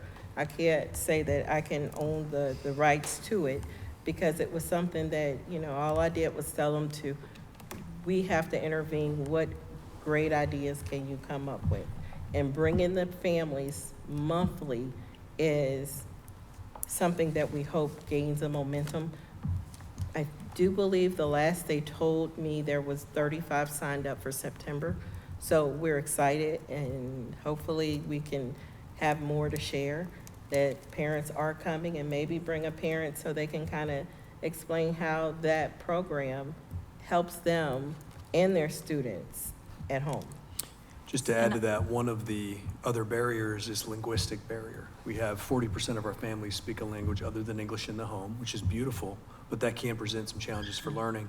What's neat about what she just talked about is there's a English language version, there's an English learners session, and then there's a Spanish speaking session. The person that's doing it is bilingual. So we're really hoping to try to invite that particular community in and have those conversations in their native language. So if that if we pilot this and it works, that's something we may need to try to replicate elsewhere in the district. But at the young age, it's typically parental driven, right? If you're not in school, it's probably not the child's fault or the child's issue or need or barrier. There's something going on with the family or the adults that needs to be supported or addressed. So when I looked at those numbers from the ECCC, I think it was like a 30% chronic absenteeism in both the primary and elementary, were about 26%. So to your point, they're not driving themselves, they're not getting themselves up to go. That is a parental thing. So encouragement to all parents to please make sure your children are here, ready to learn, because it is important. We want this gap to close. We want our children to be able to read. That's our future. So it's scary to me when they're not coming and not learning. And we look at the high school, I think it's like a 50% chronic absenteeism rate. I'm trying to figure out what else they're doing besides coming to school. So it's important. I understand that it isn't just always the school. It takes a community, it takes a village, and we need the village to step in and help and hold us accountable as well. So thank you. And so I just wanted to add to that question that at the secondary level, you know, one of the barriers in secondary, particularly 7th grade and up, is we have not had a high quality instructional material adoption in several years. And so we are moving in that direction. And one of those materials that we're using, K-8, is Zern.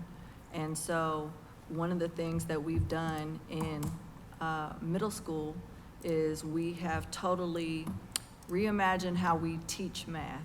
And so because Zern requires 90 minutes as their fidelity measure, meaning students have to have a minimum of 3 lessons, and each one of those lessons is about 30 minutes long, we're requiring that those 30 minutes come from the math teacher's classroom, which previously they used a similar product and that didn't occur. So we're making sure that teachers have that fidelity measure met. And then we also will add alongside our core curriculum, which we are also piloting 2 new curricula this year. Imagine Learning is what we're doing first quarter. Second quarter will be Amplified Desmos. And so we are looking to pair them together. And with that, we are providing professional learning and job-embedded support through math coaching at the middle school that will allow them to reconfigure their classroom. So it will no longer be the sage on stage, but if we have 2 teachers and 2 aides, or 2 teachers and 1 intervention specialist, everyone has a role and a responsibility in the room. And some students may be working on Zern, and some students may be working on their core curriculum, and then some students may be able to work independently. And we're also looking to harness the power of AI and using AI tutors so that no student can sit idle and no student can need help and not receive help. So whether they receive help from an adult or whether they receive help from AI through an online chat-based tutor where they are talking to a person, or the AI tutor, which are both trained in a Socratic method so they don't give them immediate answers. We're looking to reimagine that. At the high school level, they are piloting the same core curriculum, but they are also using an additional product called EDIA. And so EDIA is for all math classes, but especially upper grades. And the beauty of EDIA is that it also has an AI tutor embedded, and it translates into every language that we have, including Fulani. And so I think the technology through EDIA especially is offering our teachers an opportunity to be able to reach all students. So that barrier, that linguistic barrier, is lowered or minimized. And then we also have great platforms in that now these platforms are online and they come with all the scaffolding and the differentiation, and we can progress monitor and assess students within the platform. Teachers no longer have to figure it out for themselves. A lot of that differentiation is time consuming. And so that eases the burden on teachers in terms of how much time it takes for them to plan great lessons and teach as well as assess and give immediate feedback. And another thing at the elementary level, We've had after-school tutoring opportunities for students. Typically, we kind of started second semester. The goal is to try to post that and get that out there so that it could potentially start in October. If we're able to get the staff to, sign up and want to do it, the goal is to have 2 opportunities a week, so that students that need that additional help. And what we're doing now is not only reading, but math too, because that literacy ability is not just in one content area, it's across the curriculum. So the goal is to have that as an opportunity as well. At 5, 6, they have 2 other programs that also look at the whole child. That's Power Her and Power Him. And once that's up and running, the first, I do believe, 30 minutes of that program will be tutoring as well. So those students will still be able to go to Power Her, Power Him, and have some tutoring opportunity, but also have some skill building, self-esteem, and encouraging opportunities and support through the scope of that program too. And I would like to add one more thing. In terms of barriers, one of our barriers is space.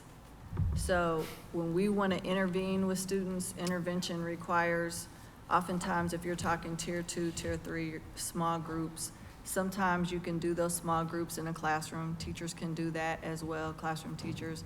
But we do have intervention-based classes.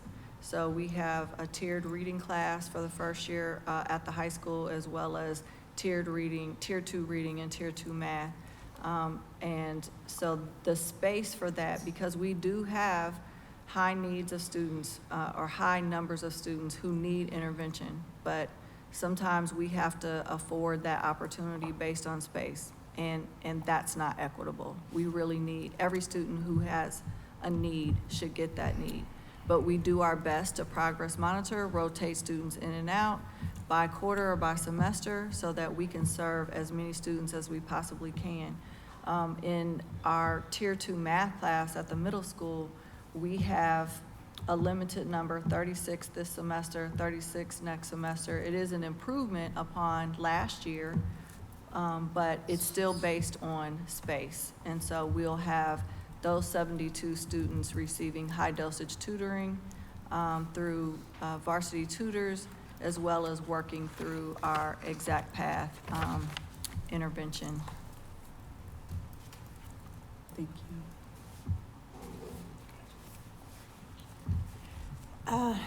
My colleagues covered most of my questions. I just,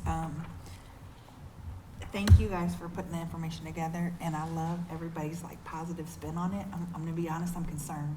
If you look at the progress slides, there's a lot of areas we still need a lot of progress. And the thing about the gap closing, when you look at the all students bar, it's a pretty big gap on both, and so I know you talked about the one plan, but next month, are we doing a presentation similar to last year how are we addressing these things? Well, the one plan is how we are addressing Oh, well, these she said that things. was a 3-year plan. It is a So- 3-year is. plan. Okay, I just want to make sure. I mean, I got the you. issues that identified, Ms. Knighton, are consistent. Okay. We know Okay. where we need to work, and that's what the one plan is intended to identify. I got you. So chronic absenteeism is a big part of it. And we didn't improve that from last year to this year.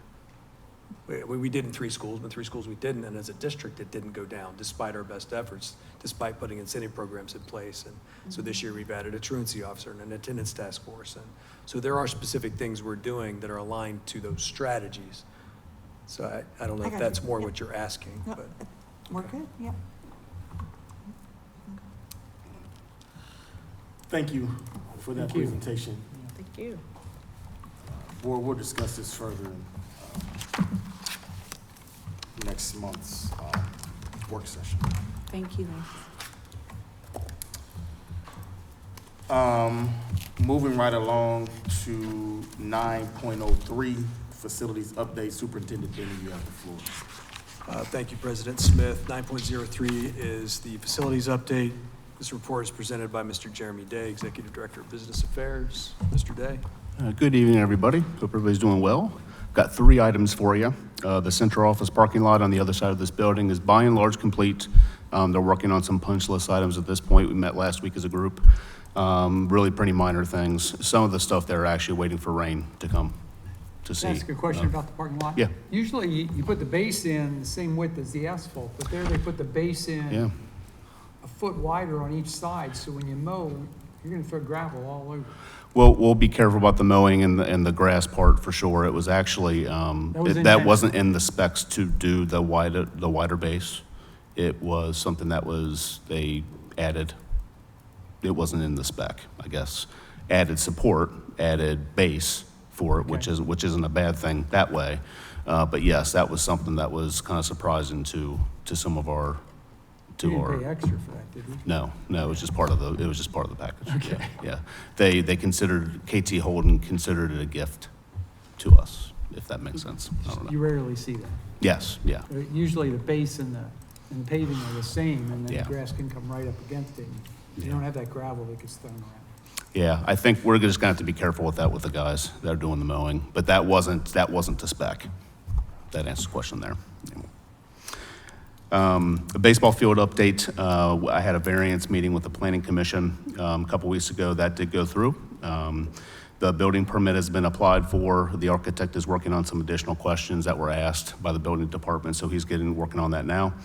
The fencing material has been ordered, and then a tentative installation date for the scoreboard is coming the first week in August 6th, I believe. Back to the top bullet point, the variance meeting. Another thing that happened at the end, which I wanted you guys to be aware of, was the planning commission was very, very complimentary of you all, of the district. They were very appreciative of the collaboration that we show with them. I wanted to bring it to your attention. It hadn't come up in planning meetings before that I've had, and it did this time, and they made a special point to talk about that for quite a lengthy amount of time, let's say that. So they're very appreciative of the collaboration that we show, just so you guys are aware. Thank you. Do you have a question? Yes. I did, just a quick Yes. one. So you said the scoreboard, August? Are you talking August next year, or was that No, did I say, I apologize, no, October 6th. October? I apologize. No, I was like, October next I was 6th. just thinking year? next year. No, I think everybody looked at each other like, No. August. Yeah. no. I was just figuring long delivery. No, perfect, thank you. No, it's October 6th. Yeah, that week, yes. Sorry about that. Sorry about the error. That's okay. Didn't mean to wake you, to get you all riled. That's okay, just know we're paying attention. Oh, yeah, you are. Well, that's a good thing. That's a good thing. The final piece is the Junefield property. We've completed the title search and the appraisal of that property. Later on tonight, we're going to be asking for your approval of a resolution to authorize a sale of that property at 71 Junefield Avenue. Did we find an easement there? Is it the one? That's the one you and I were emailing about. Yeah. It's going to take more legal Okay. Yes. action or legal Okay. intervention. Yeah, It's, okay. Yeah. there's a multi-year inured with the land, recorded at the county auditor's office and recorder's office, Okay. maintenance plan for stormwater drainage, but there's not an easement for the Yeah. stormwater drainage. Okay. So it's interesting that Wow. that's the way that So we'll was just have, the put in the place purchaser of the property will have to work something out with the stormwater department to see if it can be removed. with the county. Because there Yeah. won't be a need for stormwater because it's residential property. Correct. That stormwater maintenance plan was put in place because of the parking lot that was added, so it created more runoff. They had to put stormwater management. Now that parking lot is gone. So there's not the need. I would assume somebody can remove that stormwater management system, but that would Right. need to be clarified. Agreed. Any other questions? Thank you. Thank you. All right, board, let's move on to 10.01, personnel schedules. Superintendent Denny, you have the floor. Thank you, Mr. Smith. 10.01 is personnel schedules. Board, you have before you Schedule A. B as in boy, C as in Charlie, D as in David, and E as in Edward. The recommended action would be to approve the personnel schedules as presented. I make a motion to approve the personnel schedules as presented. I'll second. It's been motioned and seconded. Is there any discussion? I do have one question. Yes. Sorry. I- On schedule, gosh, what schedule is this? I went back and forth. D, right, we'll get back to it. There is 2 people listed under, I guess, under the athletic gate monitors, and it says pay rate per hour. I didn't know what that meant. Could you clarify that? So there's a teacher rate, so when teachers do it, they get a standard teacher rate. It's in their collective bargaining agreement. Okay. And then when we have a non-teacher, they get their hourly rate. Okay, And so it's, the treasurer's office understands what it means. okay. So that, they'll get their hourly rate.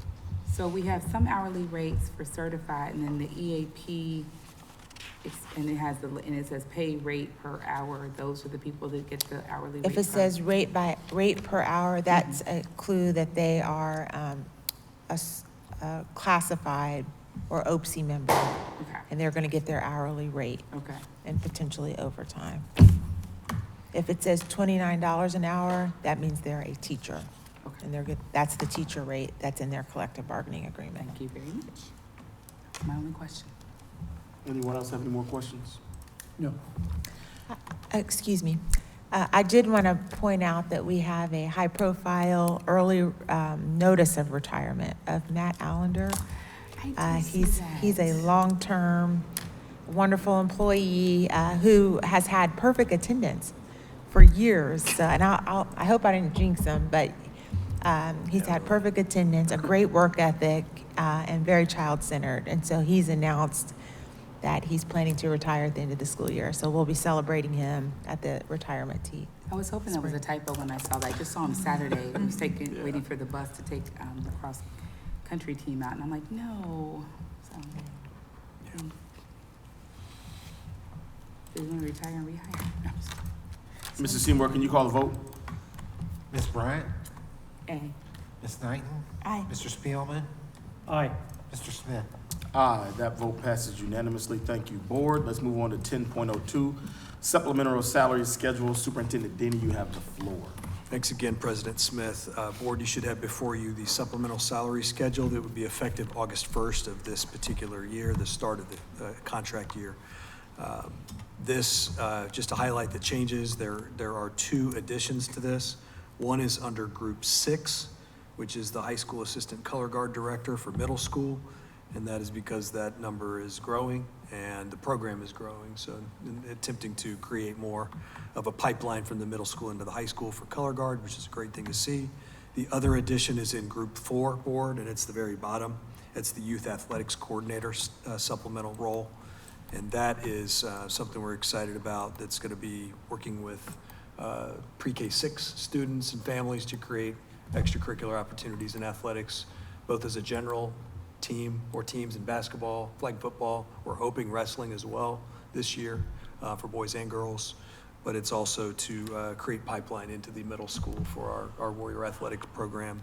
And this is the person that would be coordinating those efforts with Warrior United and the Athletic Boosters, which is a joint effort around that. So kind of excited to see that. So those are the 2 changes for this year in the supplemental schedule. Board, the recommended action would be to approve the supplemental salary schedule that's effective August 1st as presented.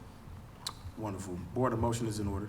Mr. President, I recommend that we approve the supplemental salary schedule effective August 1st, 2025 as presented. I'll second. It's been motioned and seconded. Is there any discussion? No. Seeing none, Mr. Seymour, can you call the vote? Ms. Bryant? Aye. Ms. Knighton? Aye. Mr. Spielman?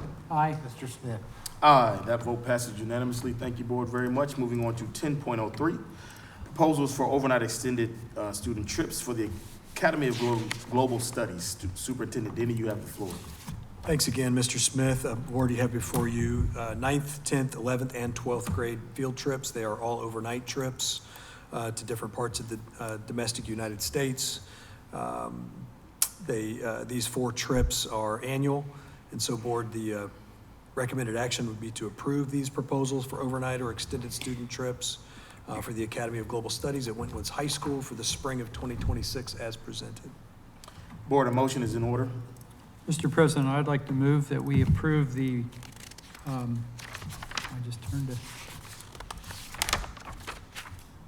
approve the proposals for the overnight extended student trips, the Academy of Global Studies at Winton High School, spring 2026 as presented. I'll second. It's been motioned and seconded. Board, is there any discussion? No.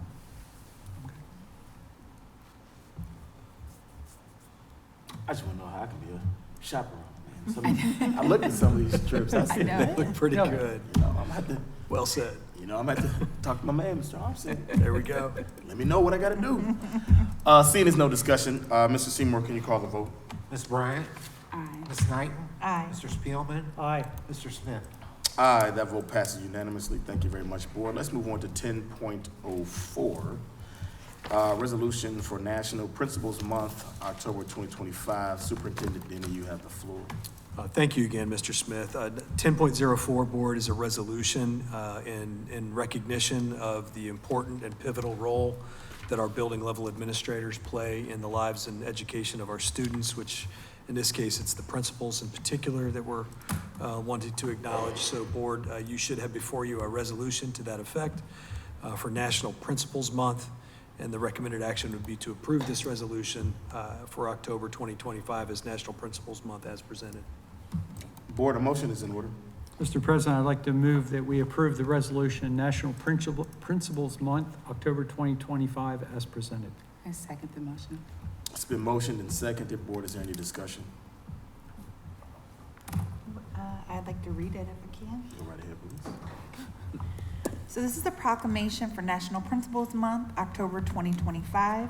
Whereas each year, the month of October is designated National Principals Month in recognition of principals, assistant principals, and other school administrators for their steadfast commitment to ensuring that every child receives a quality education. And whereas principals and assistant principals are responsible for the day-to-day operations of their school, which include leading the instructional program, acting as disciplinarians, managing educational initiatives, and building relationships with students, teachers, parents, community partners, and others to achieve excellence. And whereas principals and assistant principals work diligently to establish a positive tone for their school and provide a supportive and safe school environment where students learn, grow, and thrive. And whereas we are proud of our principals and assistant principals and sincerely appreciate their ongoing efforts to inspire success and a lifetime of learning in Winton Woods City Schools, and also to promote the importance of value of public school education in this community. Now therefore be it resolved that the Winton Woods City School District is pleased to join other boards of education across the United States in proclaiming October 2025 as National Principals Month, and encourages the citizens of the Winton Woods City School District to join in the celebration of National Principals Month by thanking all school administrators for the care and concern they show for our children, adopted this 22nd day of September 2025. Thank you, Vice President Knighton. Any more discussion? No. Mr. Seymour, can you call the vote? Ms. Bryant? Aye. Ms. Knighton? Aye. Mr. Spielman? Aye. Mr. Smith? Aye, that vote passes unanimously. Thank you, Board, and once again, thank you to all of our principals who work very hard in this district. We appreciate all the hard work that you do.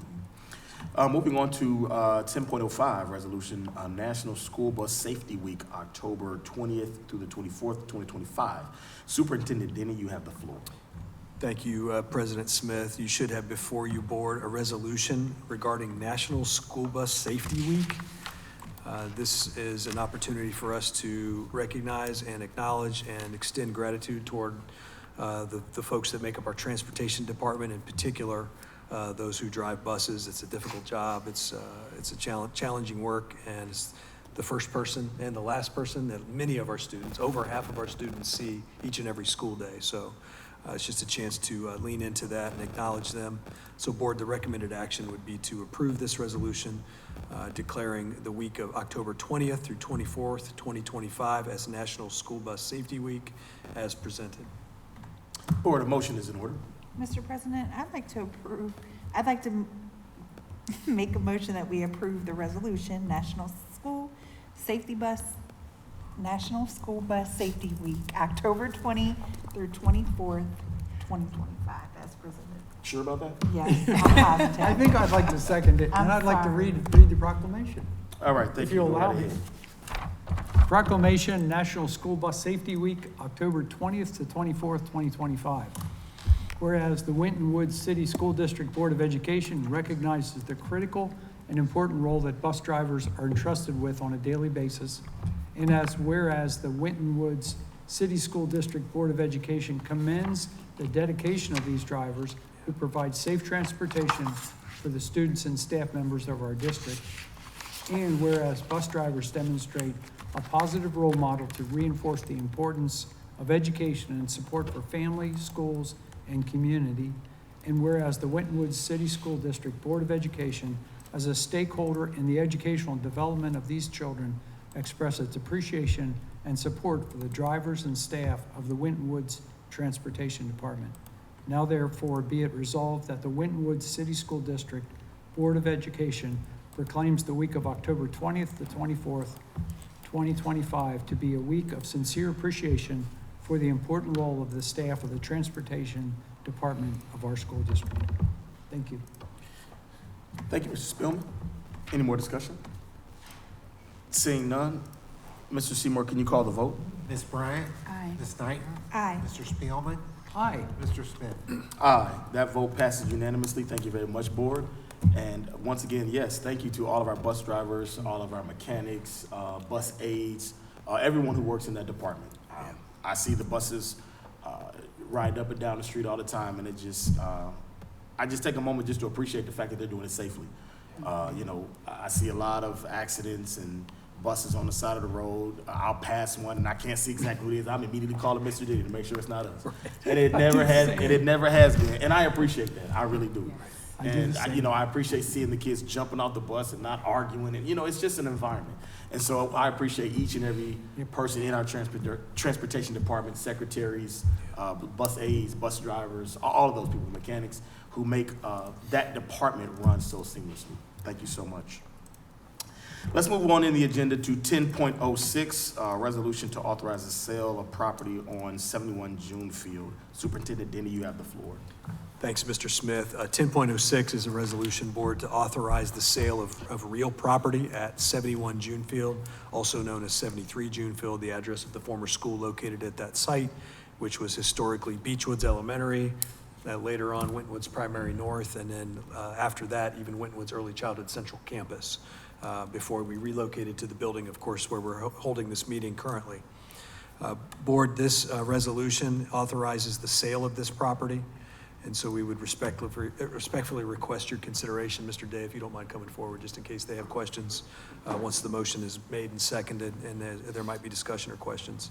Board, the recommended action would simply be to approve the resolution to authorize the sale of the real property located at 71 Junefield as presented on the title and as presented before you. Board, the motion is in order. I'd like to make a motion to approve the resolution to authorize the sale of real property at 71 Junefield as presented. I second the motion.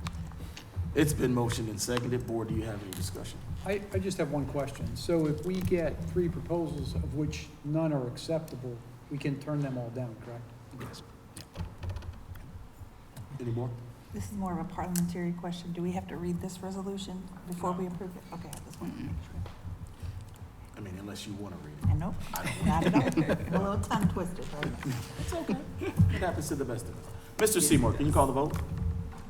Ms. Bryant? Aye. Ms. Knighton? Aye. Mr. Spielman? Aye. Mr. Smith? Aye, that vote passes unanimously. Thank you, Board. Let's move right on to Board of Education reports.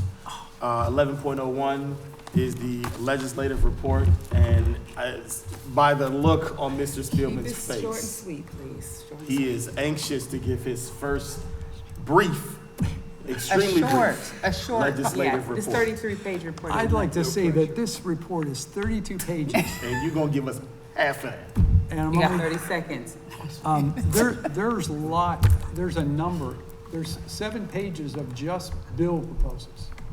But I'd just like to point out one, since the House really just got back in, House and Senate just got back in orders, committee meetings going on. I'll read the first paragraph because I know you all have memorized it. But just once again, Governor DeWine's property tax reform working group has been in the news the past 2 weeks. With a September 30th deadline looming, the group is refining what will be on its final list of recommendations. When the governor appointed the work group, he expressed a desire for options the legislature could consider rather than continuing with the property tax items he had vetoed in his House Bill 96 The work group has looked at the vetoed items as well as new proposals and alternative methods for achieving property tax relief. And when you read the headlines, the comment I'd like to make is you just can't read the headlines, because then when you go back and read the story, it's different than the headline. So when you're reading the legislative report, you can't read the 3 pages of summary. You have to read all through 32 pages to get the true story. The headline is an incomplete headline. So just be aware of that. And that concludes my legislative report. Thank you, Mr. Spielman. You're welcome. Thorough and complete. I love it. Next, we'll move on to 11.02, the Great Oaks report, which was submitted by our current representative, Mr. Jeff Birdie. And upon review, I did not see any highlight of any Winton Woods students, but I'm sure next month we will be talking about the accomplishments and the highlights of one of our, or many of our students that attend the Great Oaks. I want to take this time to thank Mr. Birdie for his services on our board for being the representative for Great Oaks. He served well past his time of being on the board here, and he served faithfully. So as he transitions out this year and we put somebody else in, I wanted to take this time to publicly thank Mr. Birdie for all of his work and all of his support of Winton Woods, the district, and the board. Moving on to 12.01, comments from members of the board. We'll start with you, man, a few words, Mr. Randy Seymour. None, thank you. Thank you. Mrs. Bryan, go ahead. That's just what you wanted to hear, right? I just knew it was coming. I just want to say congratulations to all those who are honored, and also congratulations to the boys varsity soccer team for winning their first ECC championship since 2022. So kudos to them, and thank you all for all the hard work you do, and thank you for the presentations, the financial update, as well as our report card presentation. So that's it. Wonderful. Vice President Knight. I've got nothing to say. Thank you. Mr. Spielman, keep it brief. Go ahead. I forgot to do this last month, so I'm going to do it this month. And that is to thank Mr. Denny. He's starting his second full year. So I just like to thank you for the energy you put into being our superintendent as you're now moving into your second year. I'd like to remind everybody, we talked about it earlier, but the homecoming parade and the football game is this Friday night. And we always, we thank the students that receive awards, and we appreciate that. I would like to also publicly thank their parents. Many times, the students would get those awards without their parents, but many times they'd also get them because of their parents. So I would like to congratulate their parents tonight. I won't list all their parents' names. And I'd like to thank the 9 fraternities and sororities for their gift, and for Jones, Grimes, Long, Snyder Insurance Agency for their gift for student incentives. And that concludes mine. Thank you, sir. Superintendent Denny. Thanks, President Smith. I just echo many of the things already shared and won't repeat those. Thinking about the report card, that's something we're always working on and aware of. We want to celebrate when we see growth. We need to seize on those moments, but we know we're not done. We know we got a lot of work in front of us, and we talk about it weekly, if not daily. So just anxious to get to that and work on the work, and thankful for the teachers and all the efforts and the leaders in our buildings and what they've put into it to help us progress and move forward. And excited about homecoming. Excited that there might be a float, I hear, this year. Yeah. It's a little bit of a Come new. check your board out. That's the word, it's out. So just kind of excited to see that, and thankful to the art club at Winton Woods High School that's going to decorate it and just deck it out in warrior blue and green. So I'm kind of excited to see that this year. So that concludes my remarks. Thanks. Wonderful. Thank you to everybody on the board. Appreciate you, Mr. Denny, Mr. Seymour. Thank you for all your hard work. To all the administrators in the room, we appreciate you as well. Yes, definitely looking forward to this Friday. Rain, slow, shoot or shine, we'll be out there. Whether you like it or not. But no, homecoming, and definitely reach out to some of your alumni. I know I do it all the time, just to try and get them to come back.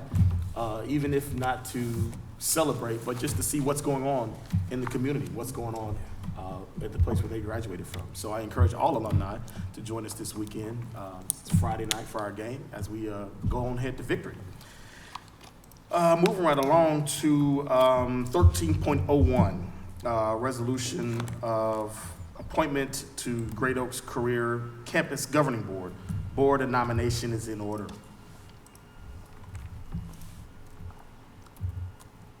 Are we nominating or are we just recommending this?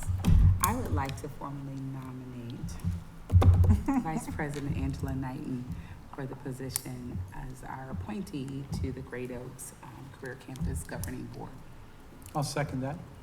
It's been nominated and second. Is there any discussion? Mrs. Seymour, can you call the vote? Ms. Bryant? Aye. Ms. Knighton? Aye. Mr. Spielman? A hearty aye. Mr. Smith? That vote passes unanimous. Congratulations, Vice President Knighton, on that appointment to our seat at the Great Oaks Campus Governing Board. Thank you. Moving on to 13.02, resolution filling a vacancy on the board. Board, a nomination is in order.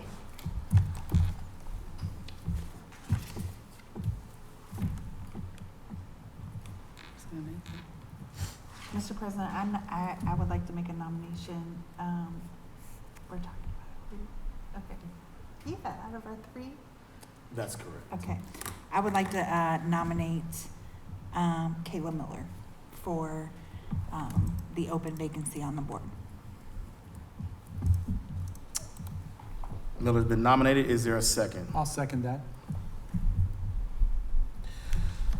It's been nominated and second. Board, is there any discussion? Are there any other nominations? Seeing none, Mr. Seymour, can you call the vote? So you're approving the attached resolution by completing Ms. Kayla Miller's name in it? Do we have to read it and then go into it? Do we need to read it? I think we should read that. I can. Got it. Vice President Knighton, can you read that for me, please? Sure. The Board of Education of the Winton Woods City School District met at a regular session at 6:30 on the 22nd day of September 2025. The meeting was held at Winton Woods Early Childhood Central Campus, Stage Room 184, at 825 Waycross Road, Cincinnati, Ohio, with the following members present: Ms. Deborah Bryant, Ms. Angela Knighton, Mr. Bill Spielman, and Mr. Brandon Smith. And the Winton Woods City School District Board of Education resolution states a resolution to approve the filling of a vacancy on the board, whereas a vacancy was created on the Winton Woods City School District Board of Education by virtue of the resignation of board member Dr. Viola Johnson. And whereas the Board of Education solicited applications from qualified residents who wish to be appointed to the position in accordance with board policy. And whereas the Board of Education has received 3 applications and has reviewed all of those applications, and now therefore be it resolved by the Winton Woods City School District Board of Education, after careful consideration and evaluation of the information before it, based upon the applications received, the Board of Education hereby appoints Kayla Miller to the current vacant board position. The board president is hereby authorized to notify the unsuccessful candidates of the Board of Education's decision. Is that all of it? Oh, I'm sorry. Down to After section one, 2. yeah, go. The treasurer is hereby authorized to send notice to the appointment of, to the Board of Elections. Thank you. Mr. Seymour, can we go with the vote now, please? Ms. Bryant? Aye. Ms. Knighton? Aye. Mr. Spielman? Aye. Mr. Smith? Aye. That vote passes unanimously. Thank you very much, Board. At this point in time, if we can have Ms. Kayla Miller come forward, and we'll go into 13.03, oath of office to the new board member. Mr. Seymour, can you administer that oath, please?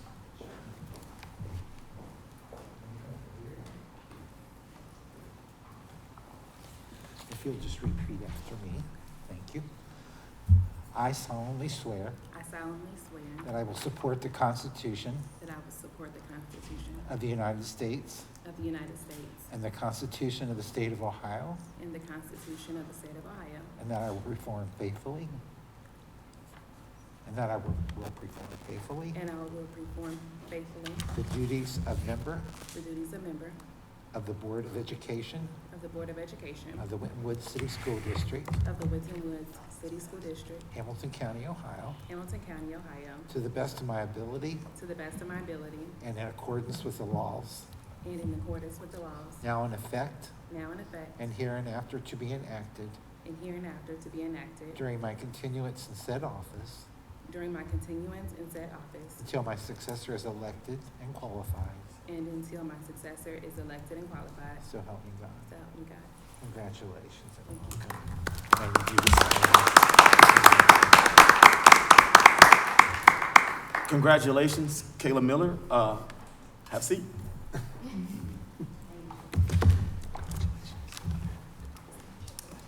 Welcome to the Winton Woods Board of Education. We are happy to have you.